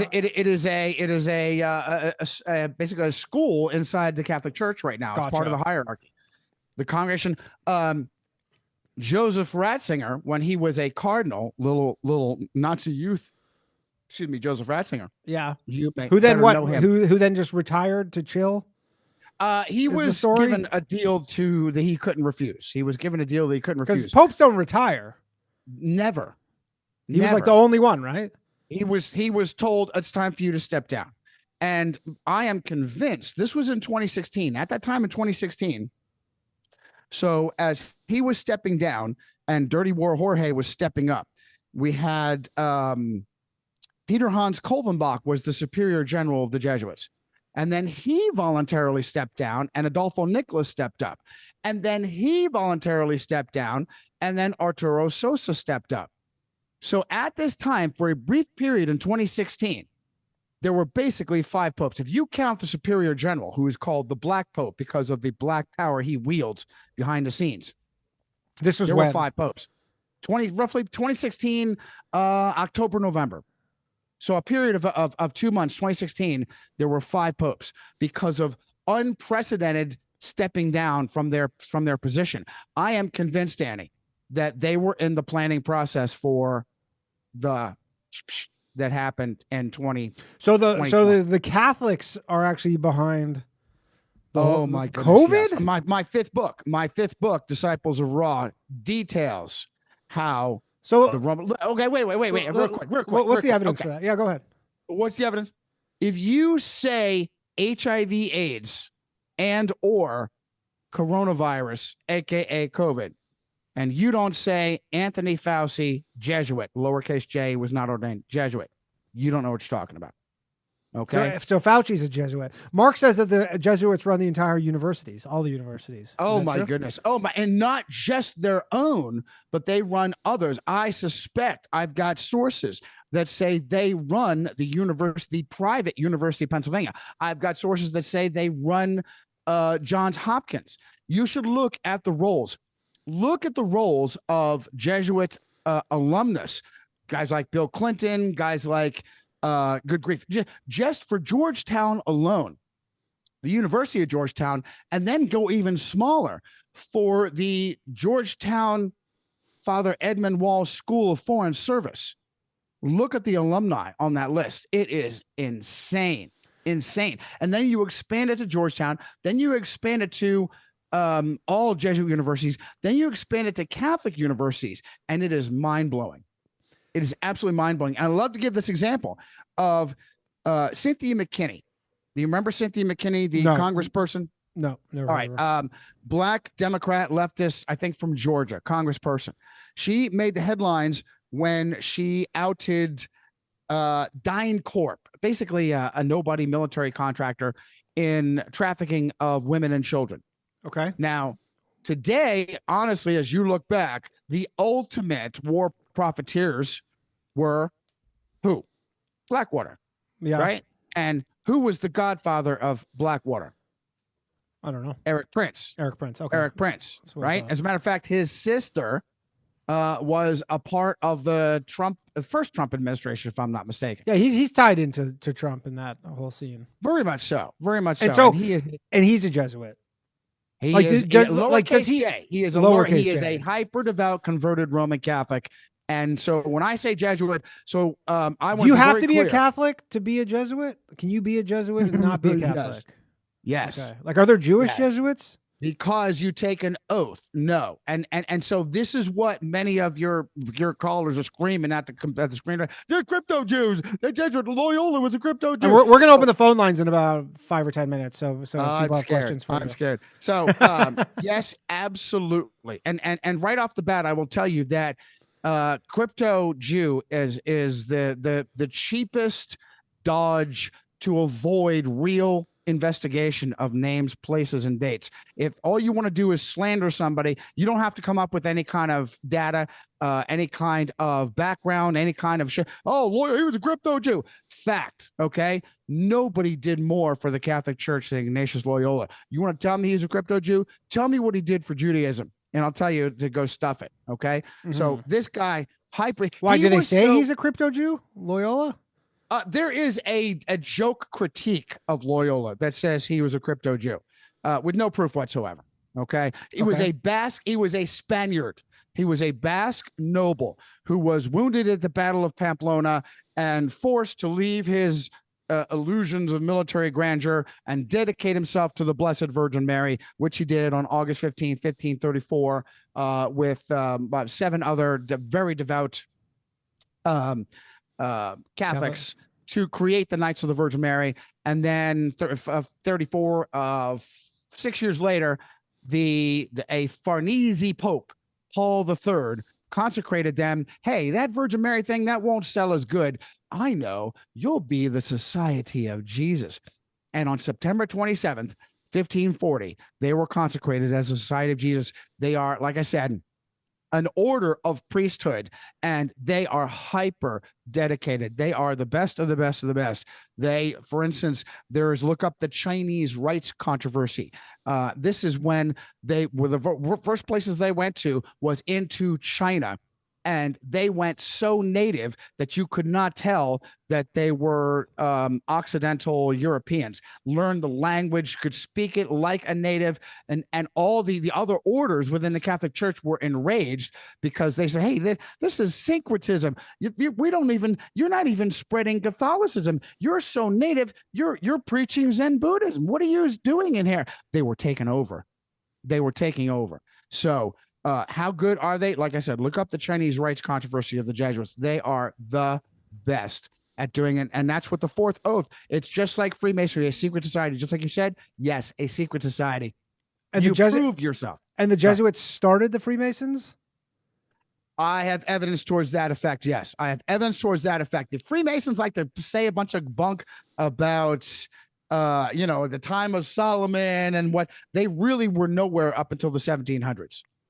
They were on the scene roughly about the 1700s, and their own historian, Albert Mackey, admits that the Jesuits created at least the first 23, 26 degrees. As far as I'm concerned, they created them all. You get a source like Helena Blavatsky, quite a Luciferian, who says, "Oh, the Freemasons were doing great until the Jesuits took them over." I've got quotes for you. I can pull them up. So what's the evidence that the Jesuits started the Freemasons? Phone lines are open, everybody. 1-888-949-2969. All right. So we have, like I said, Albert Mackey, the official historian of Freemasonry, saying the Jesuits created the first 26 degrees. There is this trope that Freemasonry is at war with the Catholic Church. And it is just that, a trope. I've got a very long list of Catholic Freemasons. Let's see here. T.E. Wilder, in his review of David Stevenson's The Origins of Freemasonry, noted the questionable agenda of Lucifer. Basically, Freemasonry allows the Catholic Church plausible deniability, allows the Catholic Church to do these machinations behind the scenes, but not have a direct link to Rome. And so now, sorry to cut you off. So what are you hoping to expose? Like, what's the... Who's really behind the curtain? Ideal outcome here of just the world. Who is really behind the curtain? Who is really behind the curtain? I have never seen this level of, I have to say it, anti-Semitism, okay? I have never seen this level of Jew baiting and Jew blaming in my life, in my research, with the exception of how the Jesuits created the Third Reich out of Munich. You know that Adolf Hitler, Mein Kampf, Mein Struggle, wasn't written by Adolf Hitler, right? You know that. It was written I do not know that. It was written by a Jesuit named Bernard Stampfel, an anti-Semitic Jesuit named Bernard Stampfel. I hope he's anti-Semitic. Everything occurred out of Munich. Munich was a Jesuit epicenter of Catholic power in Lutheran Protestant Germany. The beer hall push occurred out of Munich. I have sources that say Heinrich Himmler was an ordained Jesuit. So when we say Jesuit, you can actually say Heinrich Himmler, the chief of the SS, an ordained Jesuit. At least two sources on that. I've got two sources that Joseph Stalin, an ordained Jesuit and a Freemason. Okay. So basically, you're kind of saying how all the people who don't like Jews are like the Jews are responsible for everything. You're basically that with the Jesuits, but the Jesuits don't really have a target on their back because they kind of lay low. Like I've never met somebody who's like, I'm a by Jesuit. Design. Sure. By design. By design. I'm not saying that guys like George Soros and the Rothschild family are guiltless. I'm not saying that. I'm saying they are the patsies. They are the shields, the raw shields. Who carried the red shield in the battle? Romans. Why would Meyer Amschel Rothschild create his first incorporation and call it Meyer Amschel Rothschild und Son, Mars, the Roman god of war? As the legend goes, he was given inside information about the loss of Napoleon Bonaparte. We love him so much, we'll just call him Napoleon, at Waterloo, and he was able to beat everybody else out. because he had inside information. How did he have inside information? Because Napoleon Bonaparte was an Italian Catholic Freemason. He wasn't French. He was Italian Catholic Freemason with a French priest whispering in his ear the entire time, Joseph Sias. Okay, so they knew the entire time what was going down. They told Napoleon Bonaparte to suicide his army in Russia. All right. This is how the Rothschilds, a great source, Emmanuel Josephson, a brilliant Jewish writer, explains how you had a caller comment calling the other day saying that usury came from Freemasonic Jews during the Crusades. Yeah, I've never known a Jew to be into Freemasonry, to be honest. What? There were no Freemasons during the early parts of the Crusade. They really didn't exist before the 1700s. And usury came from the Roman Catholic Church and their Templar special forces, and the Medici and the Farnese. The word bank comes from the Italian banco, which are the countertop that the Medici conducted their business. The Templars, it is a fact, the Templars created usury as a method of safeguarding the riches of pilgrims to the Holy Land, because they would go to the Holy Land. They would be at risk of because they would be told to go on a pilgrimage by their church, which has nothing to do with Christianity.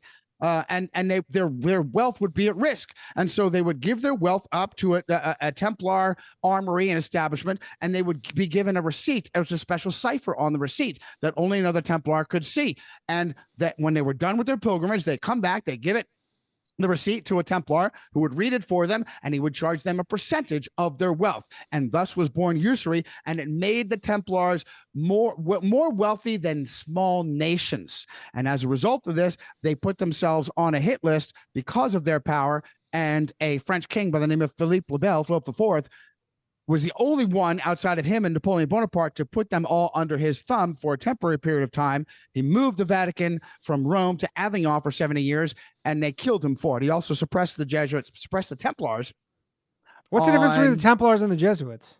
I'm sorry. The Templars predate the Jesuits. They were the special forces in the centuries prior to them. They were knights of the Catholic Church, and they were more of a military order than a religious order. Okay. Gotcha. All right, let's take a call here. This is all very fascinating stuff. We got Slav on the line. One moment, please. While we get to him, please unmute yourself. Post haste. There we go. Slav, you there? What? Y'all hear me? Yep. Go ahead. Oh, what's going on? So, obviously, you guys were. Oh yeah. First off, update on that Canadian church burning. Yeah. I've worked with the GPR, ground penetrating radar. That's the stuff they use. Yeah. So basically, they alleged 200 graves. They found nothing, but 33 churches got burned down. I thought it was more than 33. Yeah, nothing. No. 33 totally burned down. Oh, totally burned down. Yeah. Yeah, they got burned down, and now they're being replaced by some fucking sod head, blood skin, ugly ass building. Raghead. Yeah, zero red.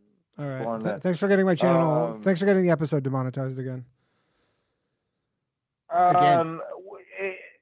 It's not my words, it's their actions. So it's specifically your words. Well, does this every week. The guy doesn't learn a fucking lesson. It's their actions. So you're killing us, Danny. You're killing the Slav. You're killing Danny. He does it every week. Whatever. Yeah. Well, what is it? No, I called in. Listen, Slav, hang on, Slav. You know it's a fact that the Roman Catholic Church has conducted serial rape on children. Okay? Canada, United States, Ireland, Australia, serial rape on children. It's an absolute fact. My third book, 800 pages on it. Oh, yeah.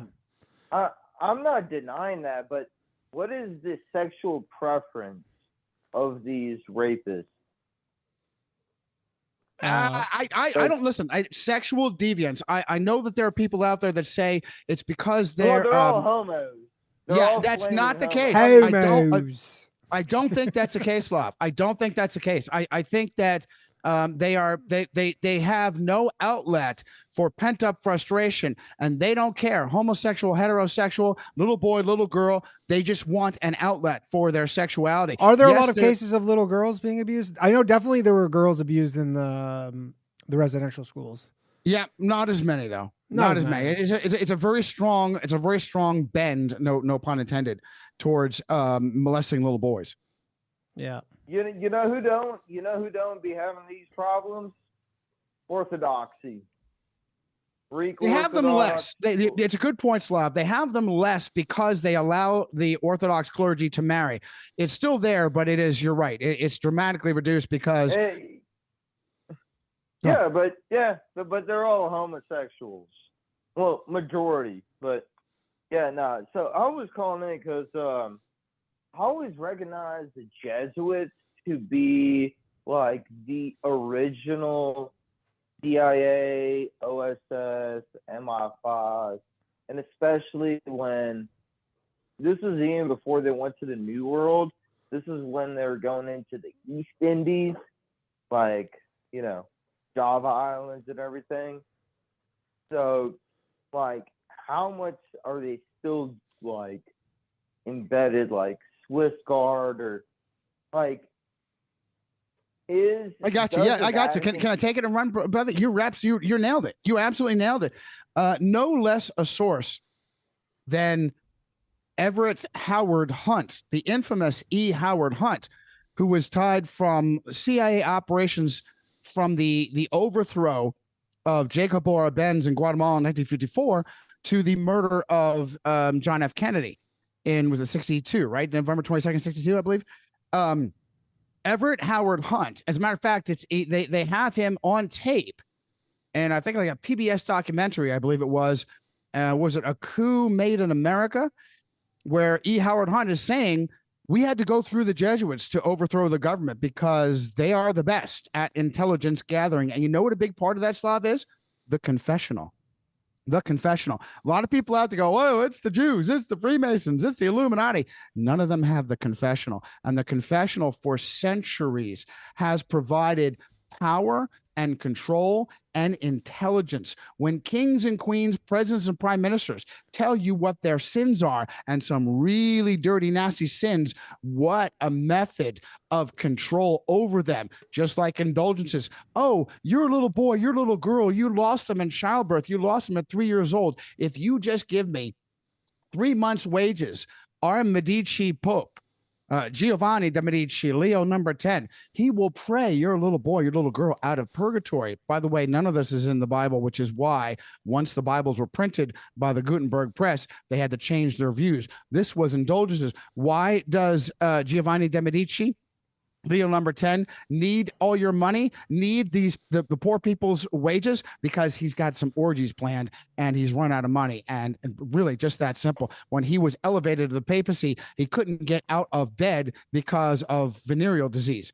All right. Damn. He had little boys jumping out of puddings. Oh, you want to talk about puddings? The papacy? Yeah, right. Desserts, puddings. Yes. Oh, little boys jumping out of desserts. Okay. You want to talk about the depravity of the papacy? Look at the Borgia Pope, Rodrigo de Borgia, aka Alexander VI. Okay, you may have better know. You probably have never heard of him, but you've heard of his daughter, Lucrezia Borgia. Oh, she was a mass assassin poisoner, right? No, she wasn't. She was a patsy. She was his daughter. The celibate Pope had daughters and sons, and one of them was Lucrezia. He also had sex with her. His son, Cesare de Borgia, was a general and a cardinal. Cesare de Borgia murdered his brother Juan because of a fight over who was having more sex with their sister Lucrezia. And then he took Juan's body and dumped him in the Tiber. Okay, this is the depravity of the Roman Catholic hierarchy. But as far as intelligence goes, brilliant point, Slav. So the two most dangerous organizations, evil organizations in the world. Sorry, I should not be drinking my beer, but this is my beer time right now. Are basically. I'm drinking up too, bro. Cheers. Cheers, brother. Cheers. Do you like lagers or bitter hops? Bro, I'm drinking straight tequila and smoking a cigarette. You keep running. Much love to you, pal. So, the OSS, founded by Roman Catholic Wall Street lawyer Bill Donovan. Now, there's a legend around Bill Donovan. He was given a Congressional Medal of Honor for all of his bravery. I've read the citation.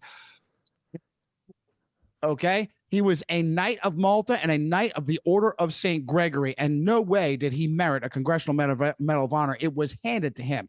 I know, okay? I've been to Iraq. I've been outside the wire. I know what bravery is, and that ain't it.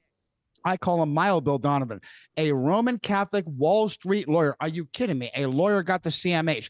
By the way, did you know that if you earn the highest Medal of Valor for the United States military, there's three of them because the Marine Corps also takes the Navy medal. What do you get? You get a pentagram. You get an upside down star. Isn't that nice? Mild Bill Donovan, a Roman Catholic Wall Street DuPont war profiteer lawyer, founded the OSS. Oh, and by the way, another complete unrelated story, a guy by the name of Donald Barr worked for him at the OSS. Donald Barr was the daddy of Billy Barr. Billy Barr was Donald Trump's attorney general, and it was Donald Barr that hired a guy by the name of Jeffrey Epstein, even though he was completely disqualified and unqualified to work at Dalton and be a math teacher. He had flunked out of 2 different colleges, and yet Donald Barr hired him to come teach. And before anything happened, he had skedaddled. Donald Barr said, I am out of here. By the way, Donald Barr, Jewish, a convert to Roman Catholicism, hyper devout, so that his children, like Bill Barr, hyper devout Roman Catholic. So he installs Jeffrey Epstein, and he takes out and then Jeffrey Epstein is arrested the first time in like 2007, and then the second time in 2019. And what happened? He fell on a knife 14 times, we're told. He committed suicide twice. On suicide watch in a federal institution, and he committed suicide twice, right? If you believe that, I've got a bridge accidents to sell you. happen, you know? Accidents happen, right? And the cameras didn't work. I hate when that happens. Nobody was there. How many people got fired as a result? How many people were criminally charged? This is the Osama bin Laden of pedophilia, right? Okay? Nobody, nothing. You know what happened? Bill Barr, the attorney general, the Roman Catholic attorney general, fired the Secretary of Division of Prisons and hired in his place a Roman Catholic female, Kathleen Hawks Sawyer. All right. And now for Attorney General, we have Pamela Jo Bondi, who was the Attorney General in Florida during the critical Epstein years. Yeah. Is she also a Jesuit or Catholic? No, interestingly enough, she's got Italian ethnicity, which makes me think she's got a Jesuit in the woodpile, but supposedly nobody knows what her religion is. She might be Christian Scientist. Well, what is it? I'm not too surprised by the whole Zog cabinet of Trump. I mean, my biggest hope is for the press secretary for the Pentagon. What's her name? Kingsley Cortez, because all these Israeli newspapers saying that she was like super. They said, quote, bigoted and xenophobic for questioning like the existence of the ADL and saying that Israel should fight their own wars. Okay, so I had one more question about like the Jewish capture of the Vatican, but you did bring up a good point. So when JFK was running for president, I mean, you guys weren't alive, I'm assuming. I don't think. I don't judge I was ages, not. I was a whatever. baby. Yeah. So what is it? Everyone's like saying, "Oh, he's a Catholic. He'll serve the papacy before the nation." So the Jesuits, when they were first sent out and across like their first oceanic voyages, they were the handlers for the missionaries, and they were like basically like OSS and what were covert CIA for the USAID. Like when JFK created the USAID, sent out all these, kids who were like in college, like, oh yeah, do a semester abroad in like some shithole country in the mid 60s. And you'll have like some handlers who are just basically off paper CIA, field analysts, because that's their actual term. Do you think that has like and good? Hey man, I like Kennedy, and he got killed by the Jews. But he got killed by Jews. Where did you get that? I mean, He hey, got killed by the CIA. Clearly, he was killed by the CIA. Clearly, he was killed by the CIA. Nobody has that kind of power and reach. Okay, Bay of Pigs was not a debacle. Bay of Pigs, which infuriated him, was a purposeful slaughtering of Cuban patriots to uphold the little tin dictator of Fidel Castro. He was a Jew too, right? No, he wasn't. He was a Roman Catholic trained 3 times by the Jesuits and the Catholic Church. His mother was a hyper devout Roman Catholic. Where do they take the prisoners? They take them to Cuba at Guantanamo Bay. Wait a minute, Cuba's supposed to be our enemy. How is it that we have a CIA Navy rendition site in Guantanamo Bay? Because what is above them? The Roman Catholic Church. Okay, so but patently absurd that Jews killed John F. Kennedy. It was the Roman Catholic Church that saw this as a golden opportunity to make him into take a pain in the ass who couldn't keep his pants up into a Roman Catholic hero, and no one would question that the Catholic Church was involved. I should go through the list of Catholic directors of the CIA. Okay, no Jews, Catholic directors of the CIA, guys like Casey and Colby and Brennan, John O. Brennan, Jesuit trained at Fordham, the drone execution for Barack Obama. I was going to mention the FBI, the other of the twins of the most evil organizations in the world. The OSS, started by Mile Bill Donovan, Roman Catholic, Knight of Malta, and Wall Street DuPont lawyer, Wall Profiteer. The FBI, founded by Charles Joseph Bonaparte, a hyper-devout Jew? No, a hyper-devout daily mass Roman Catholic and the great-grandnephew of Napoleon Bonaparte. Okay? All of this takes place in Washington, D.C., which was originally called Little Rome on the Potomac because the architecture of Washington, D.C. is a mirror image of St. Peter's with the phallus of Osiris across from the womb of Isis. You've got an obelisk in the middle of St. Peter's Square. Yeah. Go ahead. Bro, you're preaching to the choir because I read Thomas Reeves. I'm looking at the book right now. It's his book, A Question of Character, which is like a book critical about JFK. And the thing is printed back from 1970s. I mean, don't get me wrong. It just gets to my last question about the Jewish capture. Yeah, the Jewish capture of the Vatican. And this is my last question is. Yeah, go ahead. Pope Francis is lame as fuck, in my opinion. And Slav, are you Catholic? Slav, are you Catholic? No, he's secretly Jewish. Nah. Not even that. Slav, you're Jewish? I'm Bobby Fischer. You're Jewish? You know, Bobby Fischer. That's crazy. Jewish, bro. Bobby Fischer. You know who that is, right? The chess player. The chess player. Go ahead. Yeah. A Jew. One drop rule, Slav. I don't make the rules, pal. Well, I mean, if it's one drop rule, then I'm a fucking chink because Russians got a gang. Hey, man. If you weren't demonetized before, you are Jewish Chinaman. All right, Slav, I gotta let you go, man. I gotta. Okay, quickly, because I got so many callers here. Right. The Jews take over the Catholic Church. Give me a break. Come on, man. But where's your evidence? Okay. Where's your proof? Okay, so basically, it's a whole meme of right-wing Jews want to create wars in the Middle East so left-wing Jews can shove all of their so-called refugee asylums into white Christian countries. And my whole thing is Pope Francis is lame as fuck because he's accommodated both the Islamist takeover and the calification, well, turning Europe into a caliphate. All right, real quick. That's it. I got you, brother. I got you. Let me run with you because we got to go. Accommodates homosexuals. Okay. All right, Slav. I'm going to let you go. Just listen offline. Listen for the answer, okay? Let's look at America. Let's look at America real quick and the treasonously wide open borders for generations. Let's look at the magical waving of Puerto Rico in 1952, 54, somewhere around there. 59. Suddenly, Puerto Rico is an American protectorate. 3 million Puerto Ricans are magically American citizens. What is the predominant religion?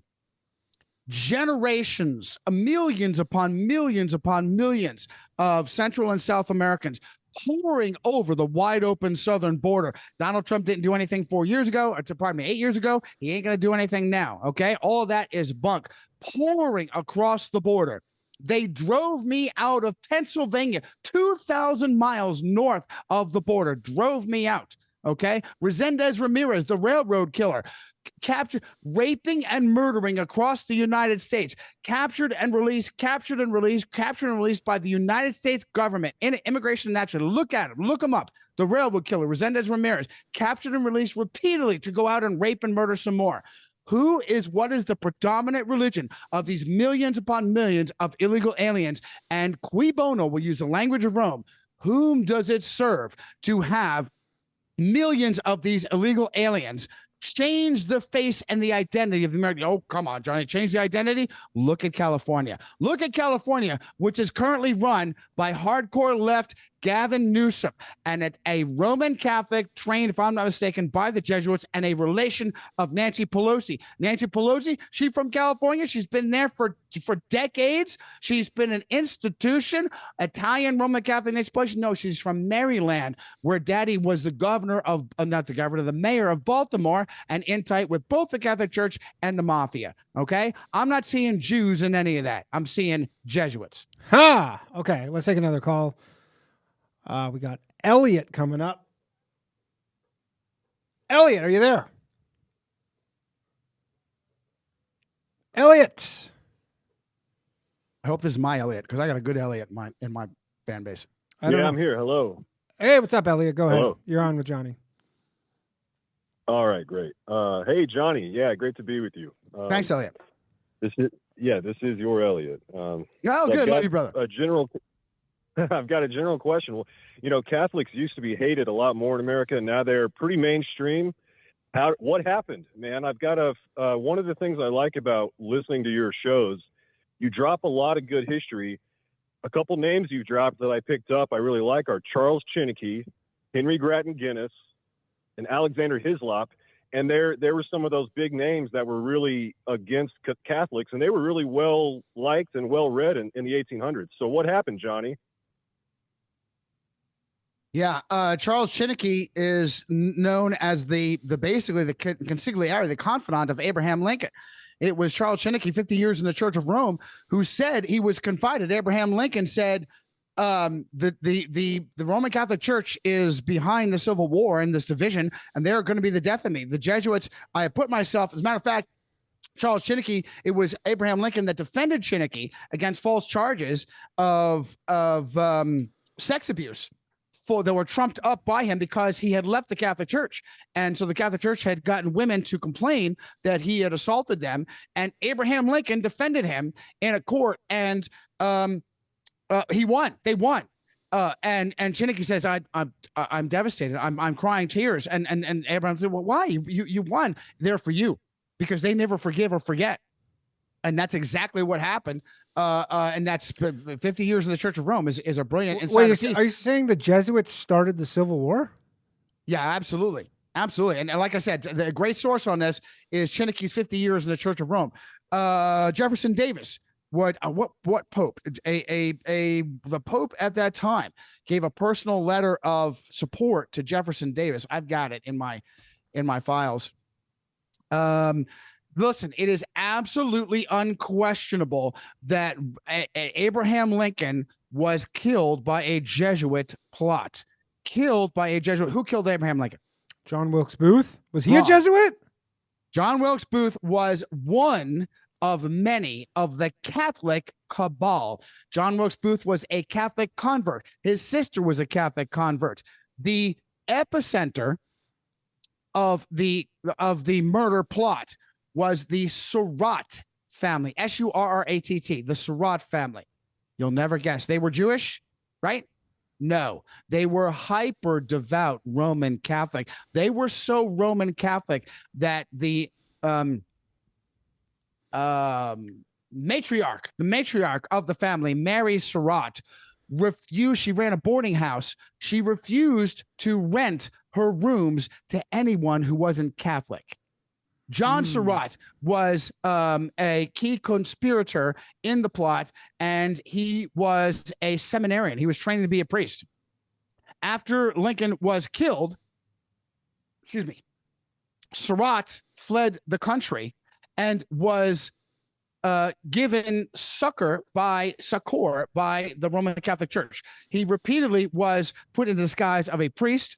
He eventually was put in the disguise of the Swiss Guard, and he was captured in Egypt and sent back to the United States. Oh, and there was a mistrial, and he was set free. Okay, so the Surratt, S-U-R-R-A-T-T family, hyper devout Roman Catholic. And they were behind, and they killed Lincoln. They were the conspirators. Absolutely. Hyper devout Roman Catholic. No fewer than like 5 different Roman Catholic priests came to give character witness for Mary Surratt at the trial, and supposedly she was hung anyway. Had a hood over her. Who knows if it was actually her? Anything else, Elliot? Great well, point. just Yeah, go ahead. Yeah, Johnny's a great resource. Three other names he's used that I like are Joseph McCabe, Averill Manhattan, and Edwin Paris. And these are from the 1930s and 40s, so more recent. So the tradition never died out. It just got a lot weaker. Johnny is still maintaining the tradition. It is an American tradition to resist Catholicism and fight it in some way. So it's never died out, but it got a lot weaker. So Johnny, how did tradition get so much weaker? It's a Christian tradition, Elliot. It's a Christian tradition. It's been erased. Christians today, 98% of Protestant evangelical fundamentalist Christians are taught Jesuit eschatology. You ask the average Christian on the street, who's the Antichrist? And he'll say, I don't know. I think he's going to be like a Muslim, and he'll be like in the future, and he'll do a contract with Israel, and he'll break it halfway through. That's the Antichrist. Yeah. That is Jesuit eschatology. It's called futurism. Alcazar, Ribera, these are Jesuits that preach this stuff. Completely erased, Elliot. Great point. Completely erased. 500 years ago, all of the greatest breakout Christian thinkers, Luther, Calvin, Knox, Zwingli, many of them who were burned alive by the Catholic Church, Tyndale, Jan Hus, Jerome of Prague, John Wycliffe, Peter Waldo. These are men who were in rebellion against the Catholic Church, who were carrying the Bible, who were renegades, and many were hunted down and burned alive. Many were tortured and killed by the Catholic Church. In unison, they all called the Catholic Church the great harlot, and clearly she is, of Daniel, the fourth and final beast of Daniel. In Daniel chapter 2, we have Nebuchadnezzar's dream. By the way, Daniel, great name. The greatest prophet. Daniel chapter 2, we have Nebuchadnezzar and his dream of the human statue with the 4 metals of gold, silver, bronze, and iron mixed with miry clay. And all the basic Christian scholars will tell you that the legs of iron are Rome. Why does it end with Rome? Then Daniel confirms this in Daniel chapter 7, and this fourth and final beast that's more terrible than the previous beasts is, again, Rome. We start with Babylon, Medo-Persia, Greece, and Rome, and it always ends with Rome. Revelation 17 bleeds and breathes the Roman Catholic Church, the great harlot, drunk on the blood of the saints, clothed in scarlet and purple. All the kings come and drink from her fornications and her chalice. That's Rome. That is the Roman Catholic Church. No entity has killed more Christians than the sovereign state of Rome. Military Rome, religious Rome, that's been wiped. Like I said, like Elliot pointed out, 98% of Christian churches have no idea of this. It's been erased. They teach Jesuit eschatology. Nobody knows that every pope is Antichrist because they are the little horn of Daniel. Just like Jesus predicted in Matthew 24. He said, many will come in my name. Who's the Antichrist? Hitler? Maybe Mao? Did any of these people ever claim to be Jesus Christ? Did any pope ever claim to be Jesus Christ? Every pope that sits ex cathedra from the chair writes or speaks in capital plural pronouns with the little horn of Daniel speaking great blasphemies. That the vicarious filii Dei, that if you spell that out in Latin, the numerological number is 666. Erased. Unbelievable power. Unbelievable power. The power to turn your flat earth into a spinning globe. Interesting. Jesuits. All right. Thank you, Elliot. Love you, Elliot. Appreciate you, pal. Let's take another call here. We got Billy from Philly. And if you're on the line, hang on. We'll do our best to get to you. Billy. Danny boy. From Philly. How you doing, buddy? What's it? Hey, handsome. Hey, I went to a Jesuit high school, St. Joe's Prep in Philadelphia. Interesting. And it was, yeah, it was different because I'm raised Roman Catholic, and all those priests there were all real laid back. They'd be smoking, like, back then you could smoke pipes, like tobacco pipes they'd be smoking pipes in the hallways and had like room, like their own rooms where you can come in. They'd be watching Monty Python movies and shit. Like it was like kind of really weird to me how relaxed, and they didn't really wear their collars all the time. They had like open button collars and shit. They're kind of really odd. They're just kind of chill. Religion. They're hip, man. Just, they're hip. They're hip. Real quick, Billy. So let me address this. So you went to a Jesuit school. This and you being Catholic, this has an unseen power on you. And I used Cynthia McKinney. I started to tell a story of Cynthia McKinney, the Georgia congressperson that was in the headlines for outing DynCorp for trafficking women and children. She was her parents were Protestant. They were evangelical, and they sent their daughter to a Catholic school because they wanted her to get the best education. Do you know that she was so impressed by being at a Catholic school, she decided she was going to become a nun? And instead, she just became a hyper devout Roman Catholic. That is the power. If you don't have something stronger than this power of control, look at a guy like Denzel Washington. He was trained by the Jesuits at Fordham, I believe. And this has an indelible link. Look at you. I mean, all these years later, it still has a hold on your mind. How hip these Jesuits were. They got their shit together. It sounds like. Well, they are powerful. Yeah. They have control. Yeah, they're very influential with how they were able to. I could see how they were like duping other kids into like their kind of way of talking and thinking. Then a bunch of them did go to Jesuit colleges, and they're like out like the Georgetown and Fordham. Oh, I was also going to mention there's a really good Michael Phelps, not the swimmer. There's a professor at Scranton University who's a huge Jesuit researcher. If you can find him, they took a lot of his videos down, but find him, and he's got a boatload. He's like specializes in Jesuits. Yeah, like as far as go ahead, Billy, finish up. I'm just going to also say that the Marines, they got all their training from the Jesuits. That's absolutely correct. Your head. Live there, done it. Live there, done it. Absolutely correct. They are the ultimate Jesuits. They are the ultimate Jesuits. What is the Jesuit motto? To break you down so that perende ac cadaver, you do not have a will of your own. You have the will of a dead man. That is absolutely Marine Corps training, to destroy yourself, to destroy you, who you are personally, and rebuild you into a smart weapon. Live there, been there, done it. You're absolutely correct. Cool. All right. Well, I'll let you get on with your calls. I love you guys. Have a good night. Appreciate you. Good talking to you, man. Right. Billy from Philly, everybody. All right. Let's take another call here. We've got Jared, the J-Man. Jared, are you there? How you doing, buddy? Very well. Yes, How are sir. you? I'm here. I'm doing well. Doing well. Happy to be here. Happy to have you. What's up, Jared? So, I wanted to discuss the Jewish Jesuit influence into the creation of the Society of Jesus.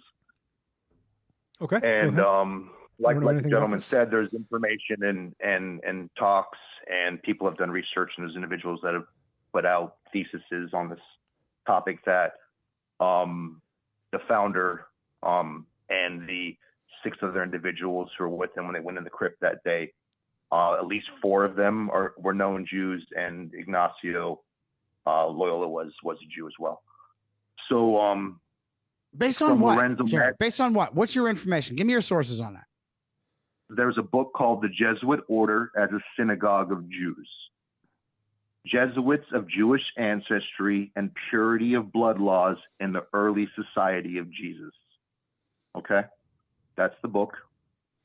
And that's where I'm just starting from. Okay? So for the sake of time, what we'll do is we'll just mention Ignatius was born blah blah blah in Spain, this, that, and the other. So when it was formed, there were 6 founding members or 7 founding members.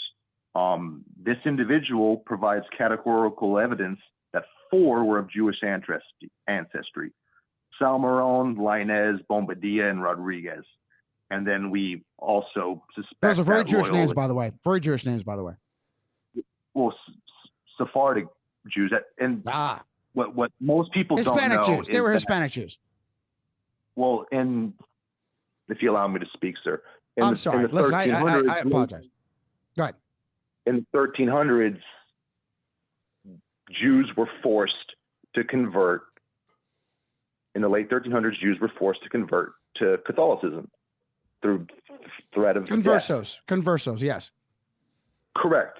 And what we're saying is, just like Zabbatai Zevi, a very famous crypto Jew, had a very large following. He was openly Jew. He was a messianic openly Jew. I Sabbatai Zevi. Nobody's going to be fooled by that. He was openly Jew, and he was a Messiah, Sabbatai and he died. Zevi was acting as a Muslim when he converted to Islam. No. I've never heard that he was a Muslim. I've always heard that he was a Jewish Messiah. Do some better research then before you start talking, because I never brought him up. I never brought him up. You brought him up. I'm bringing him up because what I'm saying is, just like Ignacio.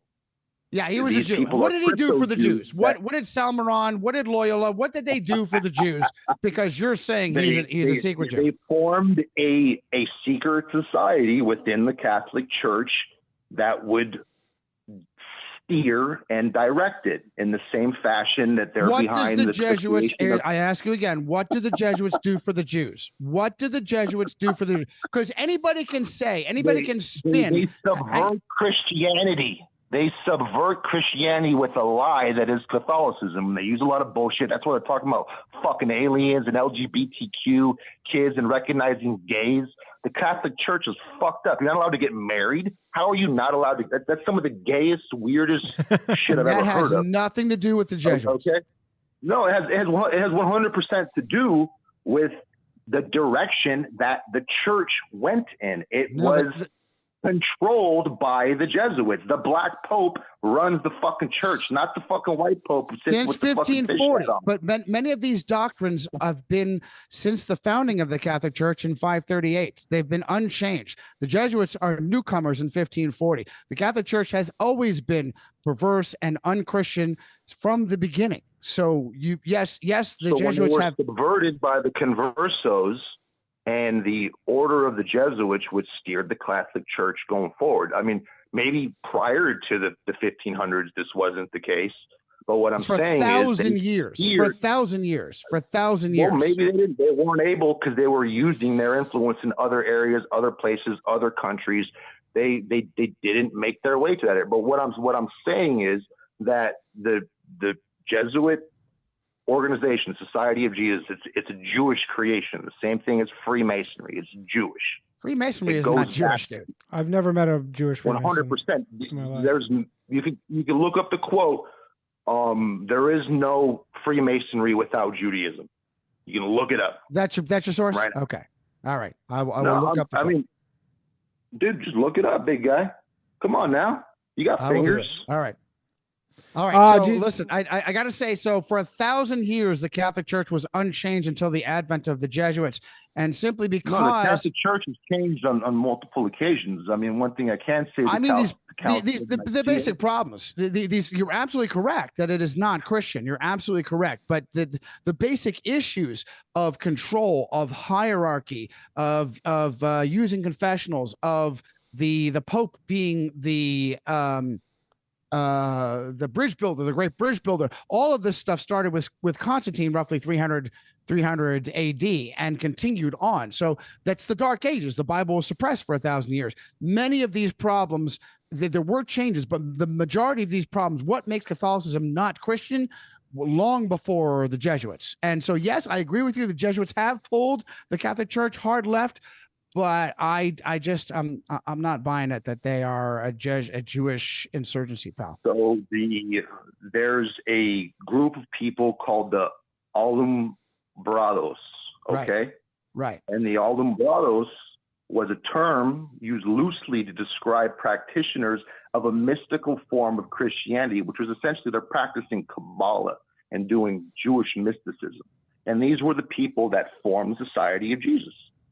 These are Sabbatean Jewish communities that were forced to become Catholic and then used what they do and their ability to keep tight-knit familial bloodlines to infiltrate, prop each other up, fund, and support individuals that were like-minded. And the Alumbrados is very much European and Catholic. The Illuminati, they're basically the euphemism of the Illuminati. Founded by Weishaupt, Illuminati, Bavarian Illuminati. Weishaupt, he's a Jew.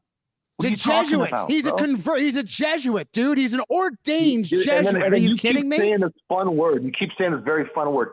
You keep saying a fun word. It's a joke. Listen, you can throw that slang. You can throw guys, calm down. Let's have a civil conversation here. Come on. Attorney General Barr. Oh, he's a devout Catholic. He's not a Jew. He's a fucking Jew. Are you kidding me? Are you kidding me? Are you kidding me? Because he you go look it up. You go look it up. Hat, they're fucking Jews. This is what. Bro. Hey, Danny. This is what they do. They use. Who's they? Jewish converts. The Jesuits, the Roman Catholic Church. They use Jewish converts. Okay, give me a minute for this guy. Yeah, they use Jewish converts to froth up guys like let this. Me speak. He cut me off every time I. Hey, guys. Poked out of his mind, bro. They use Jewish. You're diseased. You're diseased. I've had it with you guys. I've absolutely had it with you guys. You were diseased. Tell me what your solution is. Tell me what your solution is to stop all these Jews. Sorry. Tell me what your solution is. I hung up on him for the cat noises. Yeah. I mean, I don't know. I look at Bill Barr. I mean, Jared's going off of essentially the one drop Bill rule. Barr is hyper devout Roman Catholic. You know them by their fruits. What do? All of these Jew baiters that want to claim that these people, half these people, they don't even have evidence that they are Jewish. Show me how they've helped Judaism. Show me what they've done for Judaism. Oh, they've misled Catholicism into the far left. How is that a Jewish agenda? What are the names of the places and dates? The Roman Catholic Church and the Jesuits are very cunning. Here's an article from the National Catholic Reporter from 2020. It says, William Barr, nation's top lawyer, is a culture warrior Catholic.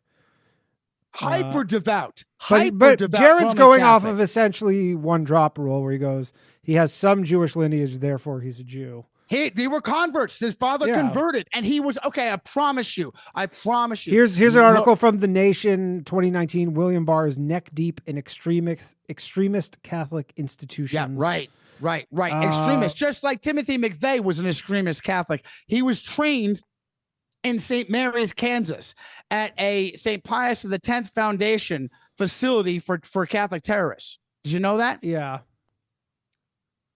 No, you didn't. I didn't. Nobody knows that. No, I didn't know. Nobody knows that. Sorry, okay? I was reading up on Bill. So they are hyper devout, and they know this. They froth up guys like Jared. They use these Jewish converts. And who is to say? Who's to say whether they're I think Jared might have a couple biases. A little bit? You think a little bit? Here's my problem. Based on my calls with him. Danny, listen to me. Danny, here's my problem with the Jew baiters. What's your solution? Final solution? How are you going to win? I believe so. How are you going to beat them? I believe that is. I believe that's what they're going for. Yes. Round them up. And this is exactly what they want. Divide and conquer. And this is my concern. So would you even go as far as to say that Jared is some sort of Jewish pawn? No, he's a Jesuit pawn. Oh, gotcha. He is absolutely fixated on Jews. Absolutely fixated, no matter what you do or say. Just to clear up, you're not, just for the people, you're not Jewish. You're a Christian, correct? I am my ethnicity is 100% Italian, both my father and my mother. I was born and raised Roman Catholic. And on January 16th, 1994, I became a born again Christian. There's no Jew in it at all, anywhere. I am a born again Christian. Okay. And I have been for over 30 years. Okay. I don't know, 30. Just to clear that up, people just want to know, you're No, all I want is to dispel the BS. I just want to dispel the BS. And I want a formula that will win against this war. It is a war. It is absolutely a war. And the Jews are being jammed up into the spotlight as patsies, as targets. For people like Jerry to get frothed up. I've got guys, people will say, they will openly say, round them up. Openly say, round them up. Okay? Who are the real enemies? At the bare minimum, I will grant you that these powerful families, like so-called Rothschilds, are players. They're managers. They're power players. Emmanuel Josephson explains how the Catholic Church realized that they could not openly deal with usury because too many Catholics were getting enraged. So that was the impetus for taking Jewish bankers and making them take the heat on behalf of the Catholic Church. The Encyclopedia Judaica says that the Rothschilds are simply the keepers of the Vatican treasury. They knew they wanted patsies. So if people rise up and to go in the streets, do the crystal knock and go after who are they going to get? Are they going to go after the Rothschilds? Are they going to go after the sword soldiers? No, they have private armies to protect them. They're going to go after Danny Polishuk. They're going to go after whoever's on the Jewish delicatessen. Okay, and that's exactly it's what mostly Hispanic guys who work there. Exactly what the machine wants. What is your solution, Jared? Jared's gone, but he's probably listening. We're gonna take another call. This has been very illuminating. We got a few more callers. Thank you again for coming on, Johnny. I can tell you're very passionate about the subject. I am very passionate. I just wanted to dispel the BS. Yeah. Okay. Well, it's good to get it. It's good to get another side of it. We got Tim. Nobody talks this, and I'm telling you, I've never heard it. Listen, intuitively, if the people in control are really in control, who are they going to present you? If they have all the wealth, if they control the internet, and boy, do they ever, are they going to tell you who they are, or they're going to give you patsies to go after? What makes more sense? Interesting. Tim, are you there? I am. Go can ahead. You hear me well? Yes, we can hear you great. You're on with Johnny. Johnny, how you doing? I'm good. I'm Italian, Tim. I'm very Italian right now. Great to hear from you. I'm Italian as well. So, buongiorno. Okay. I have 2 or 3 questions for you. At what point did you turn away from Catholicism and go to the whole, Jesuit stuff? Whatever that Jesuit At what stuff. point in your life, was there a certain time that you made a decision? Yes. I was in college, and a good buddy of mine heard me blaspheming every other word, JC this and GD that. And he said, dude, do you have any idea what you're saying? And I'm like, no, they're just words.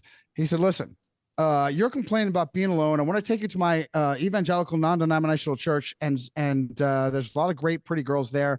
They're really quality girls. I want you to go and scope out the women. And I went to this evangelical church. I had always wanted to know the Bible.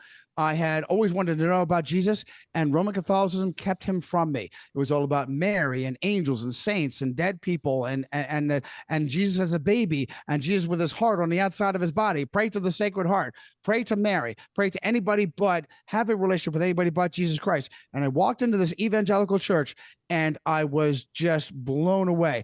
People were wonderful. They were welcoming. There was comfortable. There was a bookstore. There was a coffee shop. And this guy, I'm getting a chill talking about it, came out on the stage, came out on the dais, opened his Bible, and just started talking about it, and just opened my mind. I had an amazing conversion experience. I was home. I never did an altar. I was home, and it radically altered me. There are people out there saying that Constantine and the Roman Empire created Jesus Christ. F you. Okay. I am here to tell you that Jesus Christ radically changed my life. I've been for 30 years. I am a completely different person. And so wait, real quick, Tim. So the Jesuits didn't enter into this equation until 20 years later, because the Jesuits created the eschatology and the prophecies and the understanding. The Jesuits gave Christians, Protestants, fundamentalists, evangelicals their religion. And that's why I promote. So it was a different thing from you coming away from the Catholic Church. You did that first, and then years later, decades later, yes, sir. Okay. Right. In my search for knowledge, because the Jesuits have given the Jesuits train the pastors that are in front of the churches. Here's a fact. Here's an absolute fact. 98% of organized Protestant fundamentalist religion teach futurism. Futurism was created by Jesuits to distract from the concept that all popes are Antichrist and Rome is the great harlot of Babylon, the drunk on the blood of the saints, the fourth and final beast of Daniel. Okay. Go ahead. So let me ask you this. Sure. If you, in your worldview, right, if you're in charge of everything, say you're like hegemon of the world, right? What is your goal? What would you eliminate? Yeah, it is not good. Good question, pal. Love it. Love it. Good question. It would not be to round up all the Jews. It would be to put. I hope not.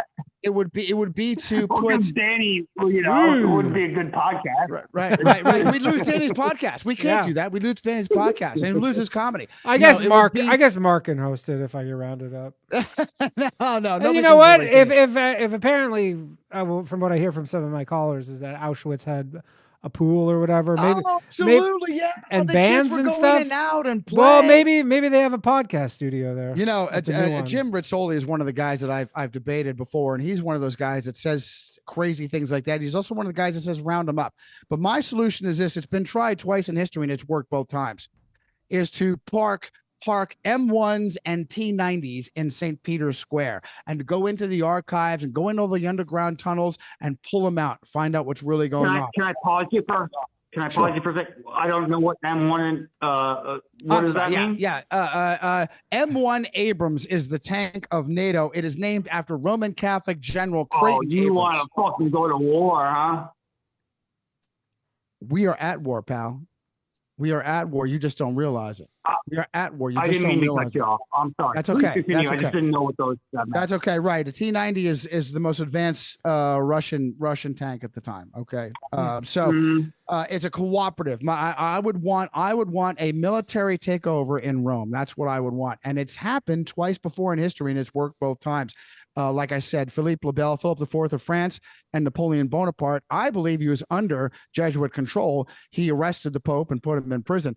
The bottom line is it worked. I tell my audience, we want to cut off the head of the Hydra that won't grow back, okay? You can round up all the Jews. You can even get rid of the Freemasons, and that would put a huge damper in the system, but the Hydra would still be alive. It is the Catholic Church with the Hydra. So to be clear, your first move would be to move militarily on the Vatican City. Yeah, like I said, it's basically been done, annex the Vatican. It's been done in history before by Philippe le Bel, and Napoleon Bonaparte. It's been done before. What country could do that though? Because it's in the middle of Rome, and it's its own country, isn't it? It would be a state of war. Okay, so listen. Wait, wouldn't you have to invade Italy first? That wouldn't fucking work, bro. That would not work. Right, so it might be a little pie in the sky. We're granting Johnny empirical powers. All right, you're making Johnny the emperor. Oh, so sure. if you want me to give you the You're right play-by-play, about that. You are right about that. I did grant you empirical powers. So Yes. okay, Yeah, that is true. Yes, at the bare minimum, I would. Okay, so here's seriously, what from the. You could at least start with a thorough investigation of the Catholic Church in the United States, such as the interplay between secular government. For instance, I've got a newspaper clipping on my desktop of how the city of Buffalo, the police chief told the officers, when you are investigating pedophilia, if you find a Roman Catholic priest, let him go. Okay, are you out of your mind? Yeah, are you that's out of your up. mind? I agree with that. Institutional child rape. in collusion with the secular government of the United States. At the bare minimum, we need a thorough and complete investigation of the Catholic Church. People say all the time, oh, the solution is separation of church and state, separate church and state. The Roman Catholic Church has owned the United States government. You asked me about, Danny asked me about the Civil War.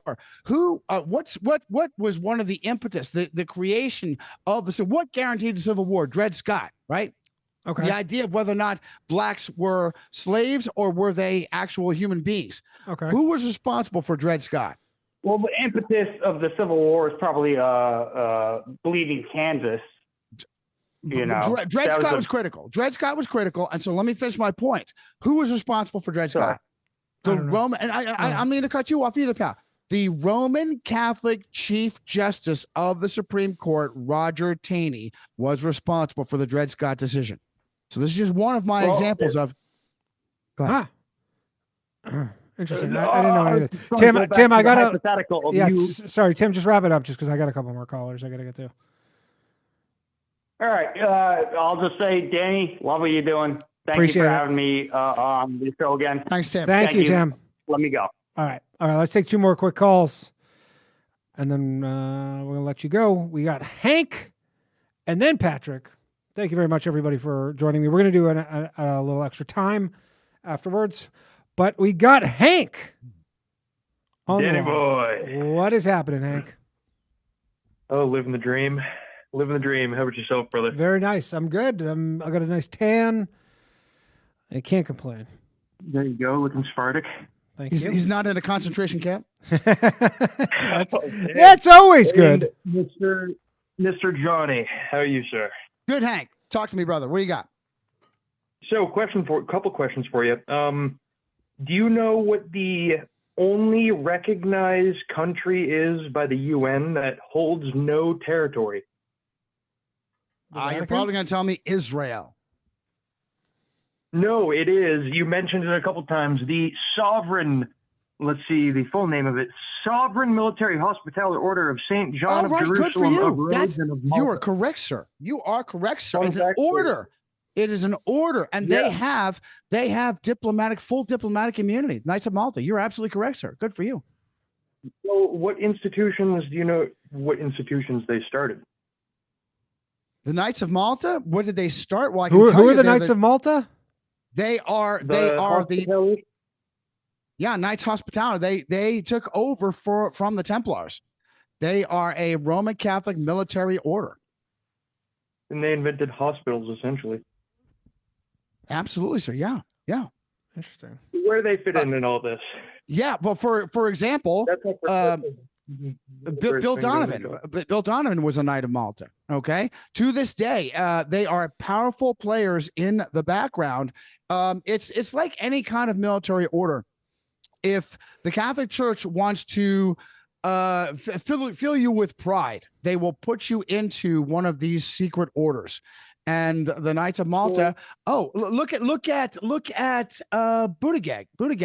right?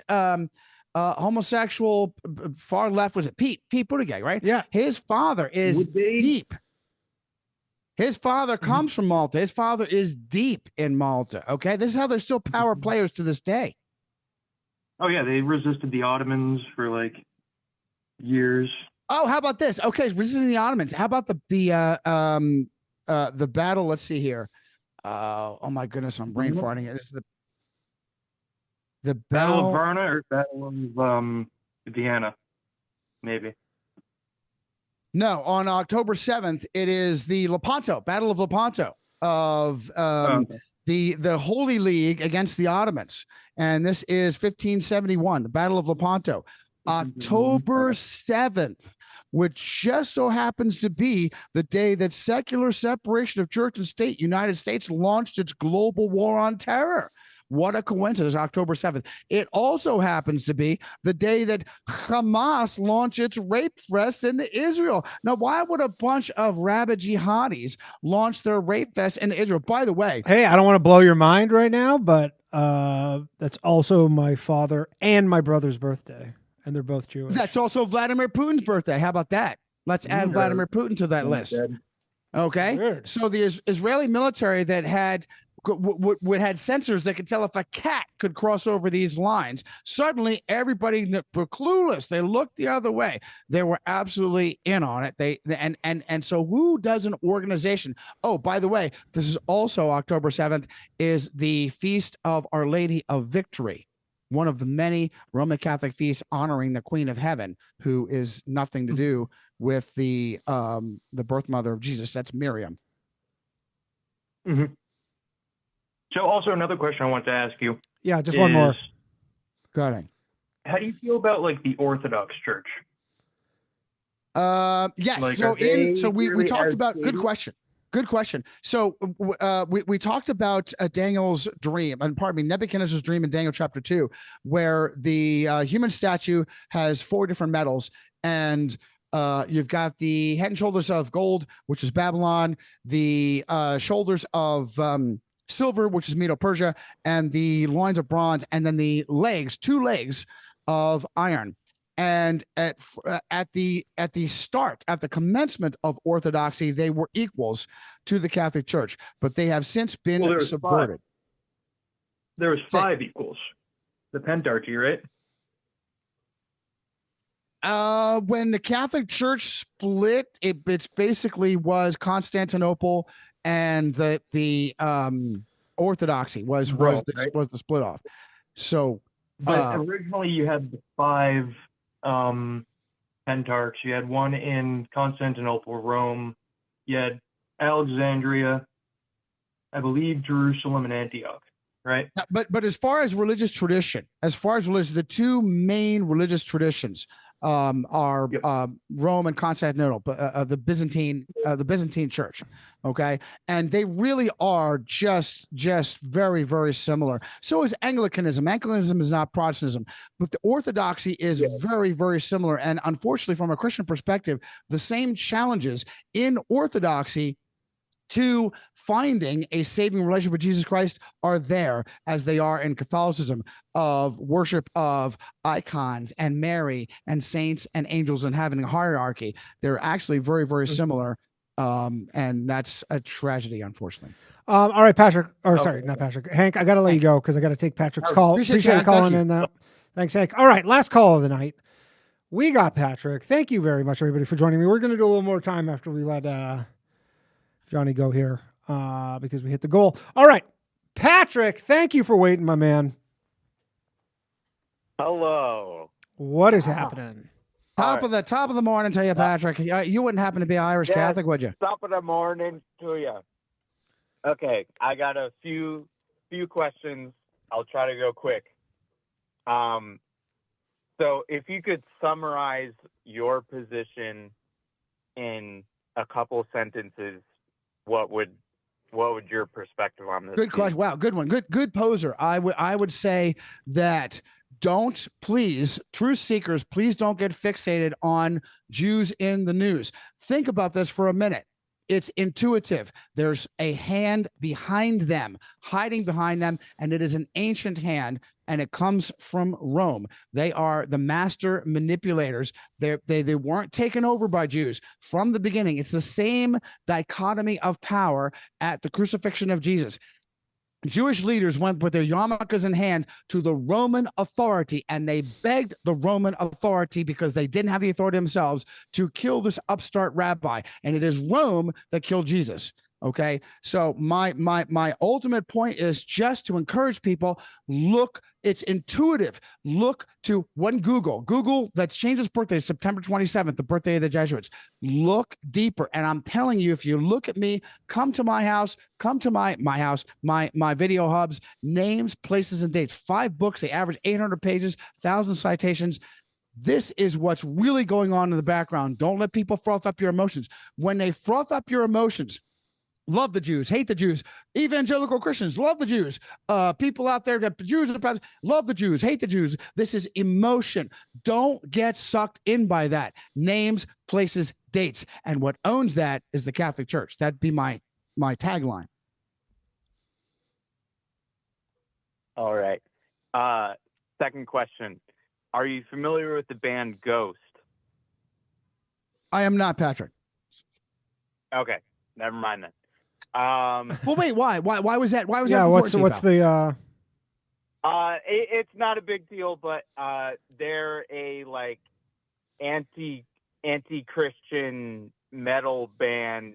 What is the lead singer?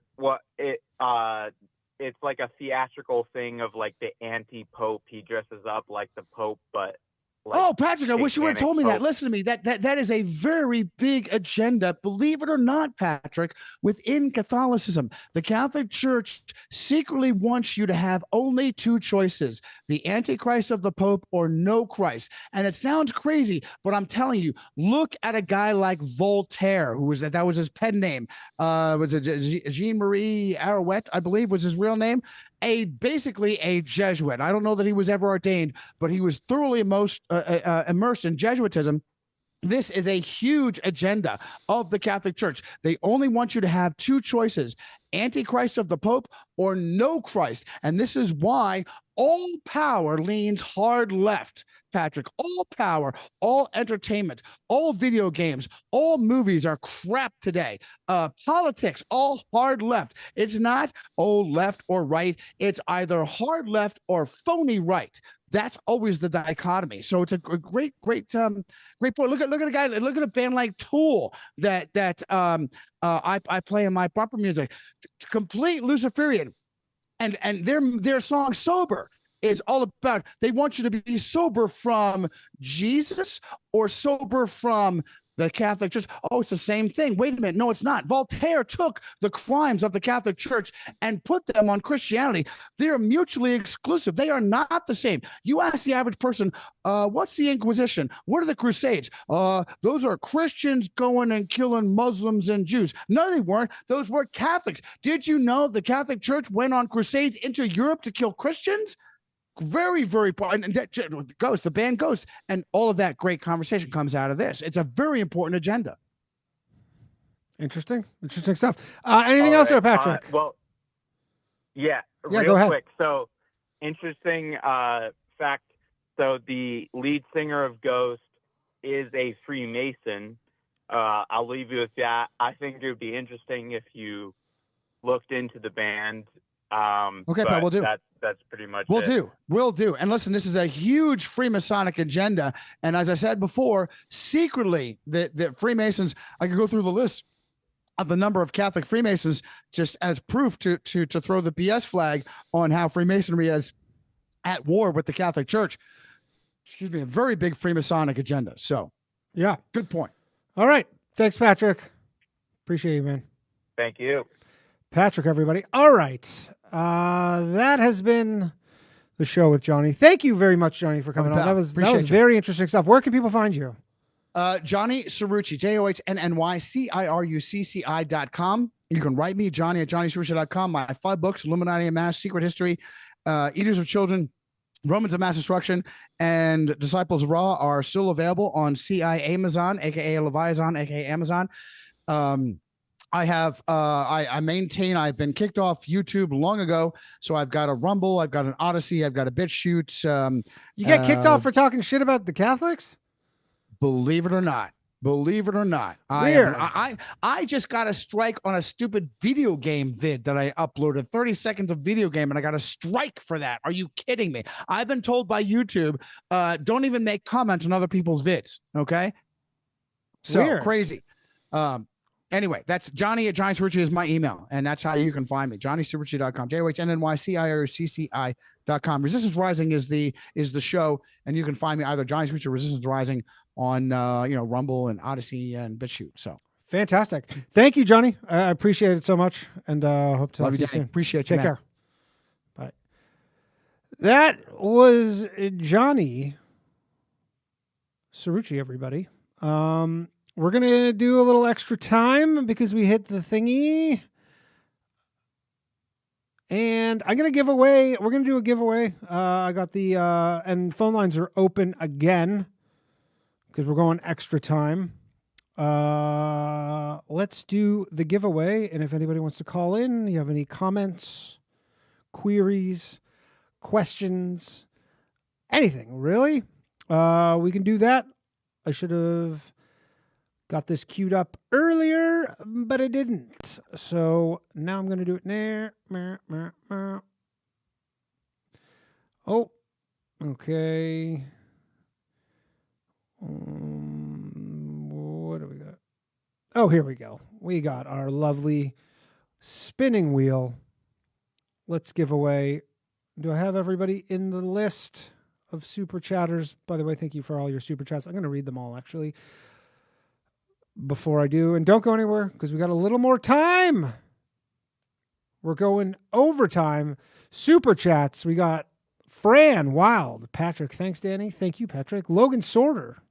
Vibes. Iron Man Bill. Jews wear the small hats in reverence to the Catholic cardinals. Jesus bless. Love from Philly. Fran says, shut up. Brookings Brown. The Jews, Jesuits control the Catholics since the original fraud Pope John Paul in 1200s. The Jews, Jesuits. Like the Jews are the Jesuits? I don't know. Fran says, let's go. Logan says, the guest definitely washes legs. Checks for bugs. Terminal Crazy says, hi from Tasmania. Here is 5% of our GDP. Please do not annex. Nobody wants Tasmania. Fran says, huh? Dylan Farnham says, ask the guest about the Black Pope and the Catholics starting international banking. I think we covered that. Also Jews. Vincent says, boom, boom, bye. Fran says, murky waters. Shout out to Crossing Streams. Dylan Farnham, can you make merch that says the audience you cultivated and it's all us neo-Nazi subscribers to your Jewish show? That could be funny. I wanted to make urban moving system shirts. If you know, you know.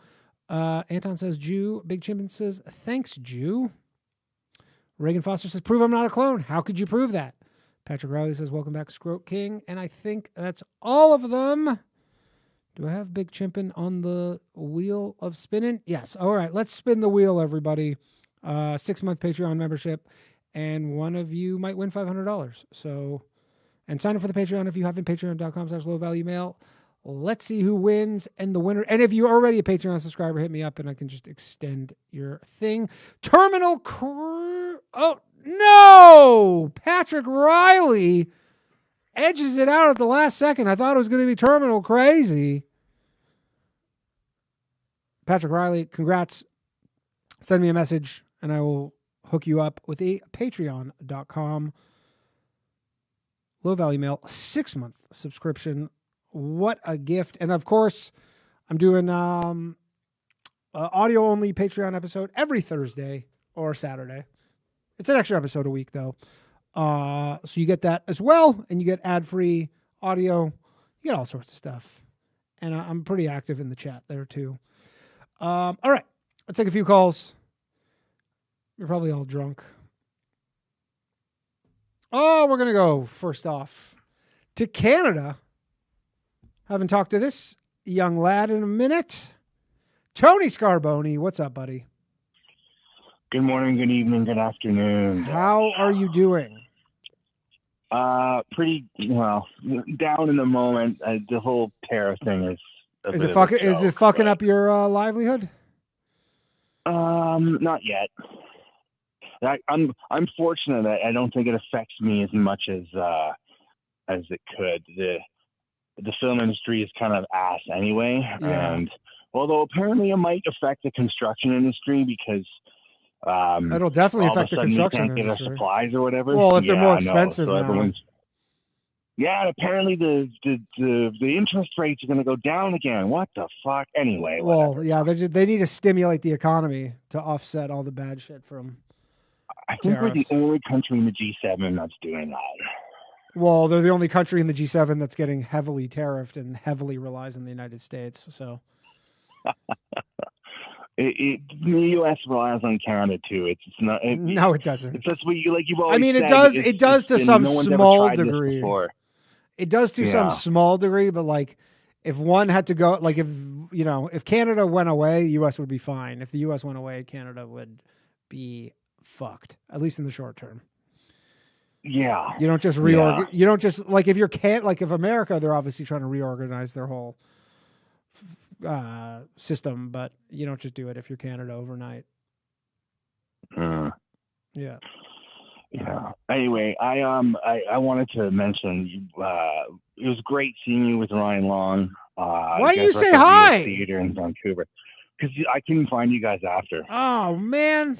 You guys disappeared, and I stayed and watched this awful fucking Fraser Head or Crazy Head or this awful fucking movie from. Oh, like, the the movie. 70s. Yeah. They said they're like, you guys got to get going because there's a movie starting. Which is like fucking only the real theater would do that shit. What a wacky place, man. Yeah. It was There were a fun. bunch of Fun weird shows people though. in there. Yeah, no, I was if anyone was there on the Friday night, I was the one in the corner yelling, "Fuck the French." Oh, nice. Eraserhead? Is that what you're talking about? Eraserhead? That's the one, yeah. Oh yeah, Eraserhead. David Lynch. Oh you fuck, didn't it was like it? terrible. Ah, that's too bad. It was actually the worst movie I probably ever saw. Really? I've never seen it. Oh, I hear it's a God, bit it of was a awful. cult classic though. What's up, Tony? Ugh. Well, no, I'm going through a bit of a housing crisis right now.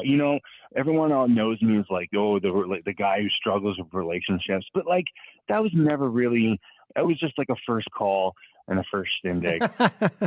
First impressions, man. First impressions. Yeah, for sure. For the most part, I do all right with the ladies. But the one thing that I'm really just gripping with right now, I'm like about to lose the place that I've lived in for like since I was a kid, basically. And I'm just like I know there's a whole world out there and fucking move on and move out or whatever. But yeah, I'm kind of going through that right now. And it's just like making me think of like the concept of home and like what do you mean you're about to lose? Like your childhood home is? Yeah, they're demolition. We're going through a demoviction. And like the city just steamrolled it through, and like we fought it, and they tried to do it years ago, but then it got denied. Do you live there now? Yeah. Okay, and so I assume your parents as well. You guys are all kind of. Yeah, my mother and I. Yeah. Oh, your mother and. Damn, that stinks. What happened? The landlord is just what they're trying to like essentially just renovate the place, and they want to kick you out. Yeah, well, it's actually a non-for-profit housing society, but they run the place like a slum, and they kind of forced the city, and like it's really just like a matter of like consequences, like BC needing more homes, and like the NDP just like steamrolling developments through, which is a good thing ultimately, but they're not really taking care of the people that already live there. Where they say they are under a guise, but then you like we're trying to like just like have them honor what they're supposed to do, and they're supposed to give us a bit of money and like a bit of free rent and help us find a new place, but they're not doing any of that. Oh, that sucks. So, and are you kind of trying to tell them? You're like, hey, we're about to just be on the street. Yeah. And what is their response to that? They don't give a shit. Really? They're slumlords. They're slumlords, dude. They don't give. But it's the government, I thought. Or you're saying this is a privately owned. So they get the money from the government, the Ministry of Housing or BC Housing or whatever, but they're actually like private. They're a private non-for-profit entity. That sucks. Yeah. So what are you guys gonna? How long do you have? Until May or June. Okay.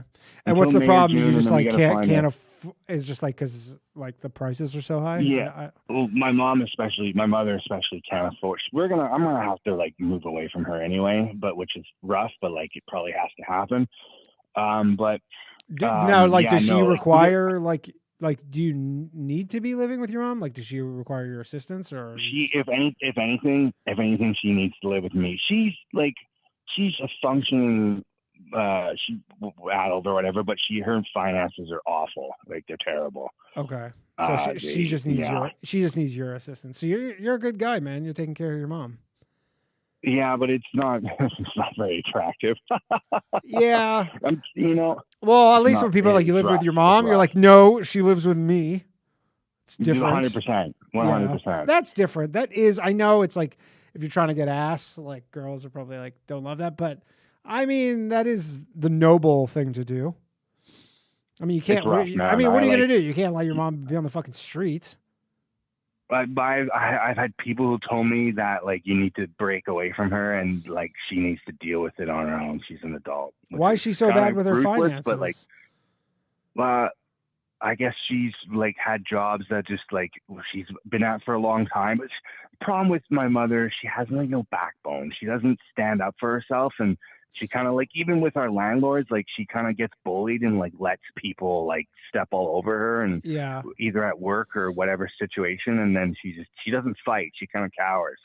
And that's like part of what boned us. Like I would have fought this like a while ago had I known, but the situation has gotten to be pretty bad, and I'm trying to fight it, but it's not. No, it's just a little too late. It's not working out. It's not working out. It feels like it's inevitable, and it's rough, man. I know you've just moved recently, but you move all the time, and like you probably have family who like, you know, had a house or whatever, and like people can always like, go back to that, but for me, I never moved. If I moved away, I always came back because I knew that if I moved away long term, I could never come back home.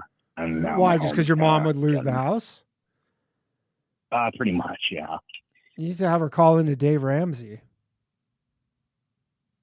What's that? Like, does she make enough money to like live, or like she just wastes? Like, what do you mean she's bad with money? Well, she works part-time, and like she's in her 60s, I think, and she hasn't really she has a bit of a pension, but like it's dinky, whatever. Right.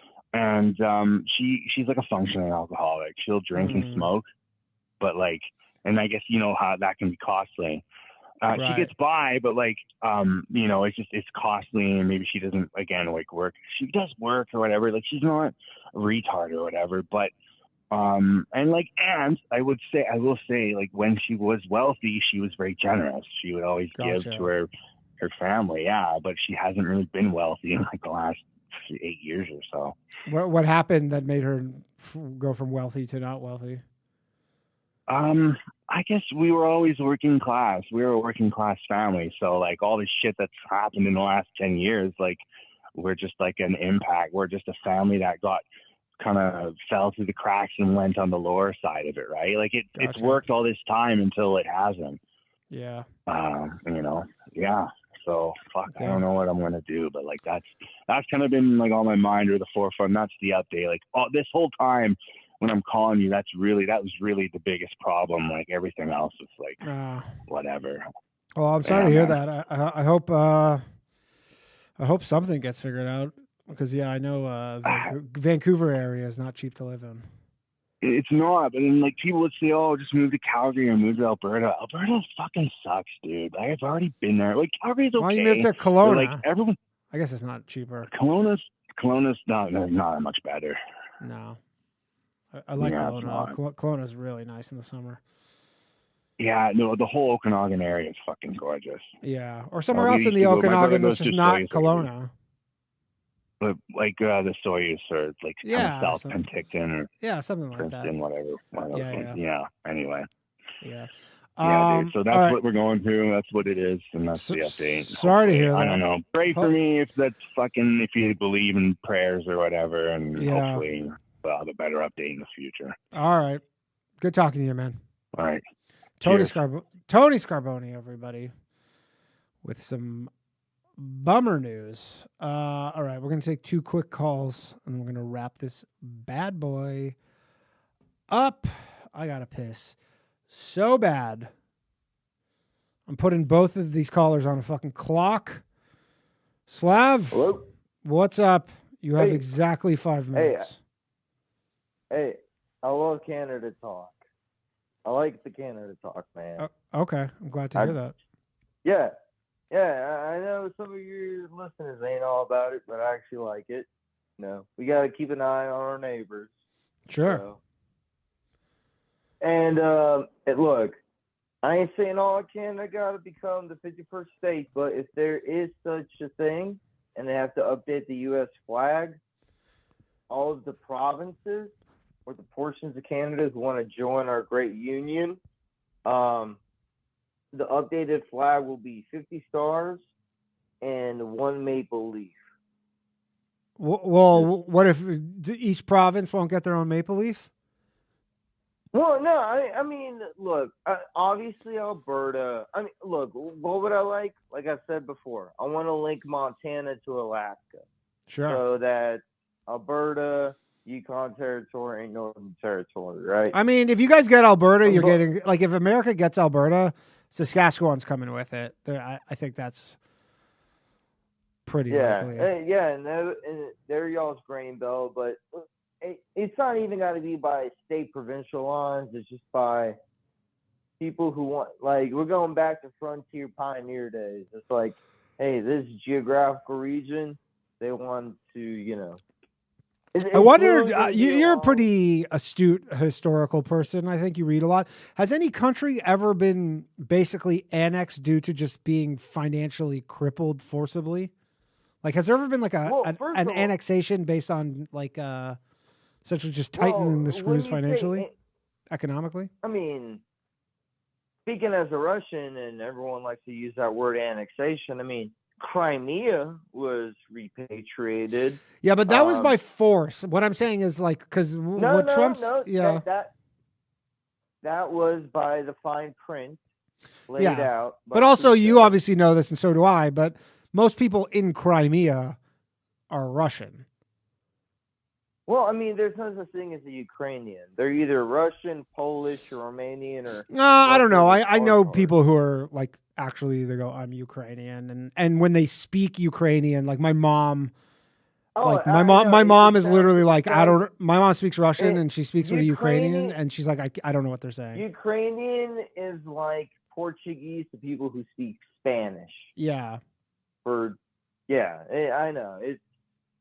It's like a no, because those are very different. It's because when I hear Ukrainian, I'm like, that sounds familiar to me. It sounds like Russian, but then because I can tell the difference between Portuguese and Spanish, but like my mom speaking to a Ukrainian person is just like, I don't know what she's saying. I mean, Serbian and Polish sounds more pleasing to my ears as a Russian speaker than Ukrainian. I oddly like Portuguese. Sometimes I feel like it sounds like dog shit, but I kind of like the Portuguese language. Yeah, I mean, I too like hookers, so and strippers. Wow. Oh, looks like Slav likes the Brazilians, huh? Look. Okay, yeah. Well, so we found one group of people you don't want to deport, huh? I'm 50-50 on that, bro. Yeah.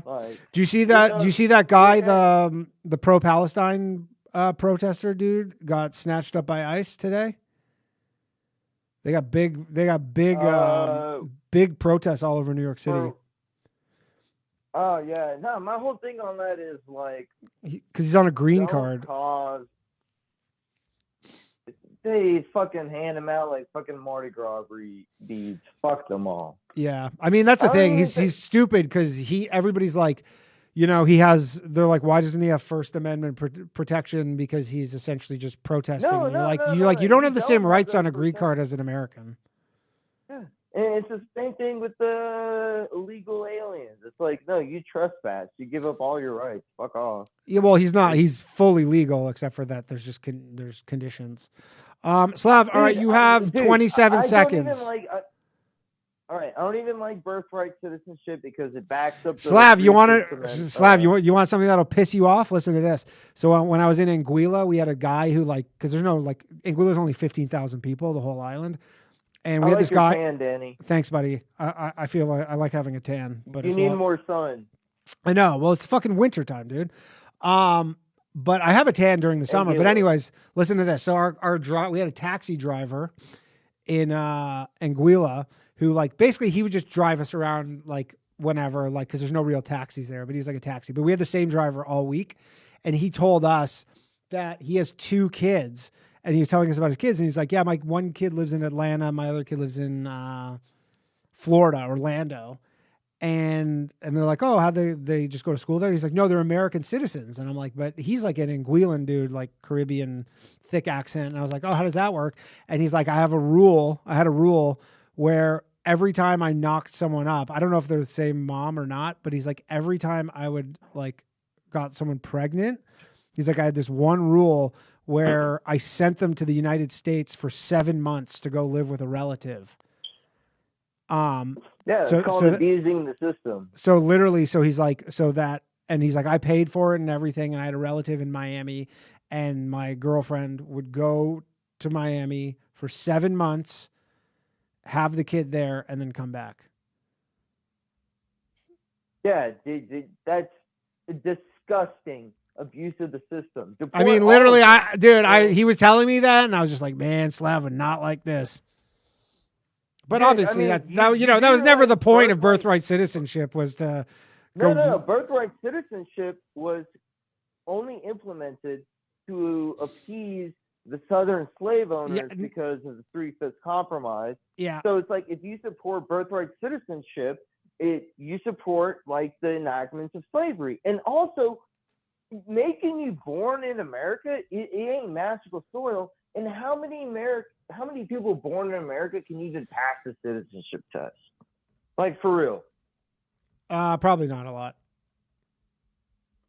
Fucking Aaron Burr gets 100 out of 100. Yeah. And when he had his he's a podcast, smart Jew. That's why. All right, Slav, I gotta let you go because I gotta wrap this shit up, and we gotta talk to Jared. But later, dude. Slav, everybody. All right. Mark just messaged me. Oh, phone line graphic is still on. Phone lines are closed. Sorry.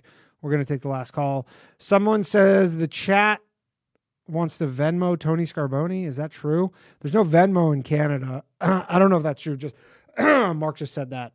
But unfortunately, there's no Venmo in Canada. So I don't know if you guys want to support him. I don't know how you could. Interact e-transfer, PayPal. I don't know. Jared, you have 5 minutes.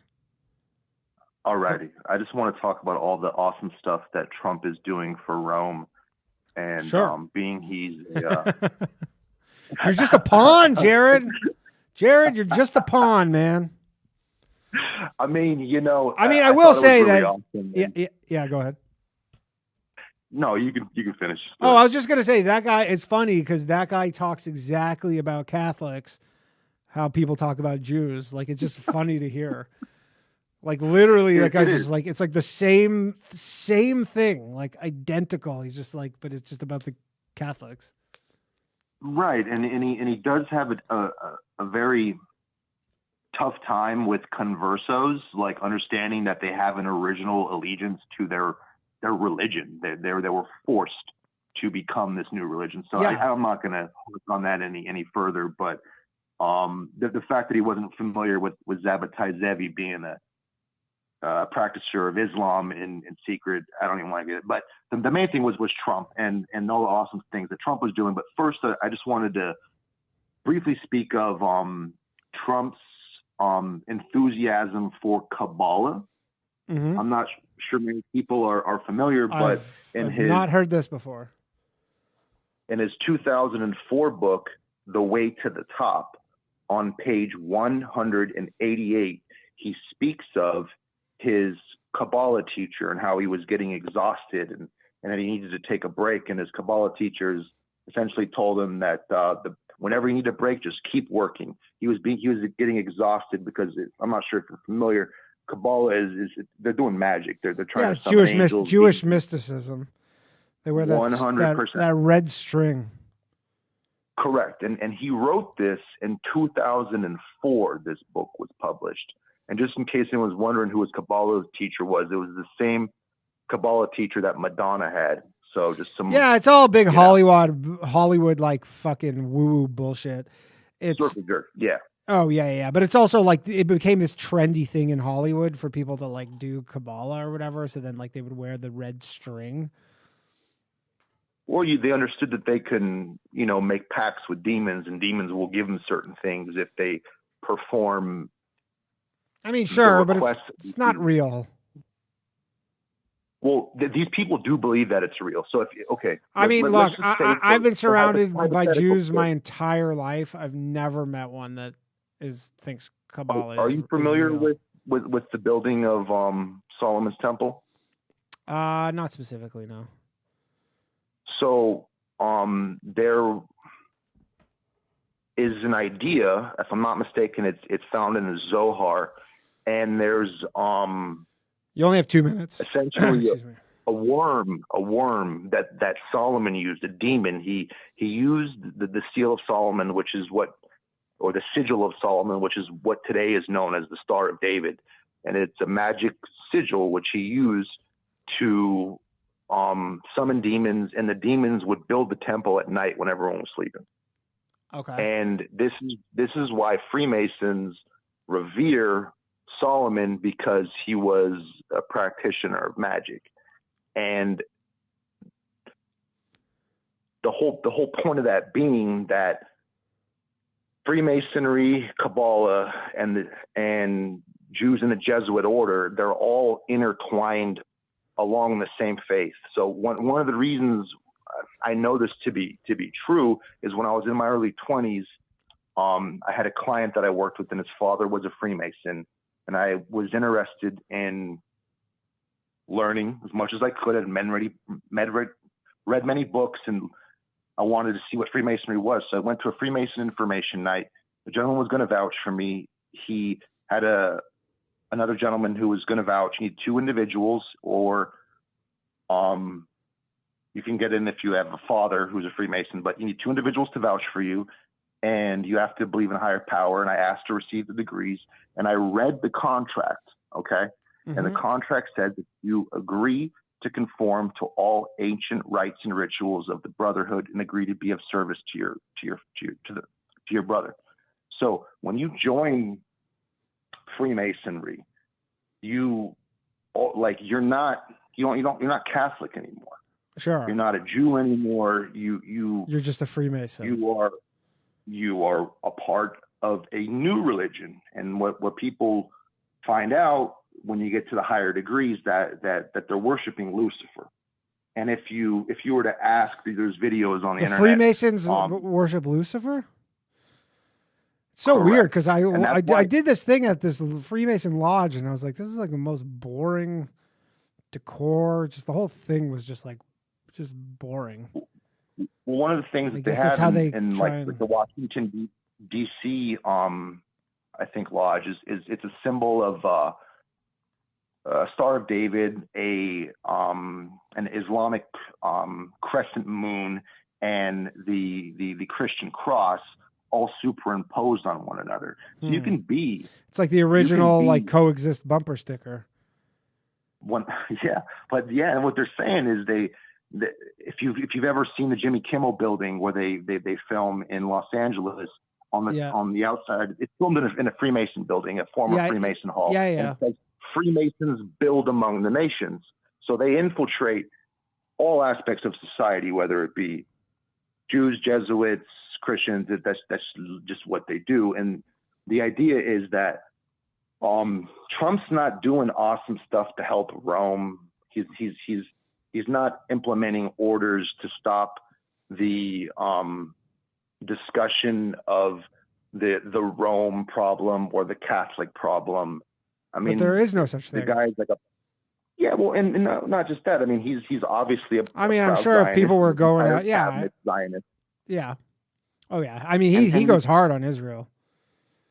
And that's my point. Like, I mean, for the guest to say that, Trump is he's a trained and he's a Jesuit. It's silly. It's like calling Isaac Weishaupt. I mean, what's his name? Weishaupt. Who cares if he says he converted? Yeah, but you know what? There's a lot like Weishaupt is. I don't actually know like if Isaac Weishaupt is Jewish, but like those German names, which it sounds like to me, there's a lot of German names that sound Jewish that aren't.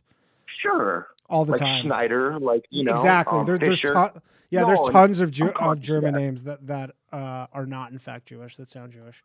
Look, I gotta let you go. I gotta wrap this up. I gotta go catch a train home.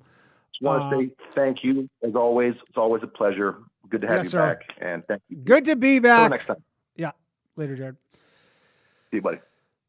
Jared, everybody. All right, that has been the show. Thank you very much to all of you for joining me.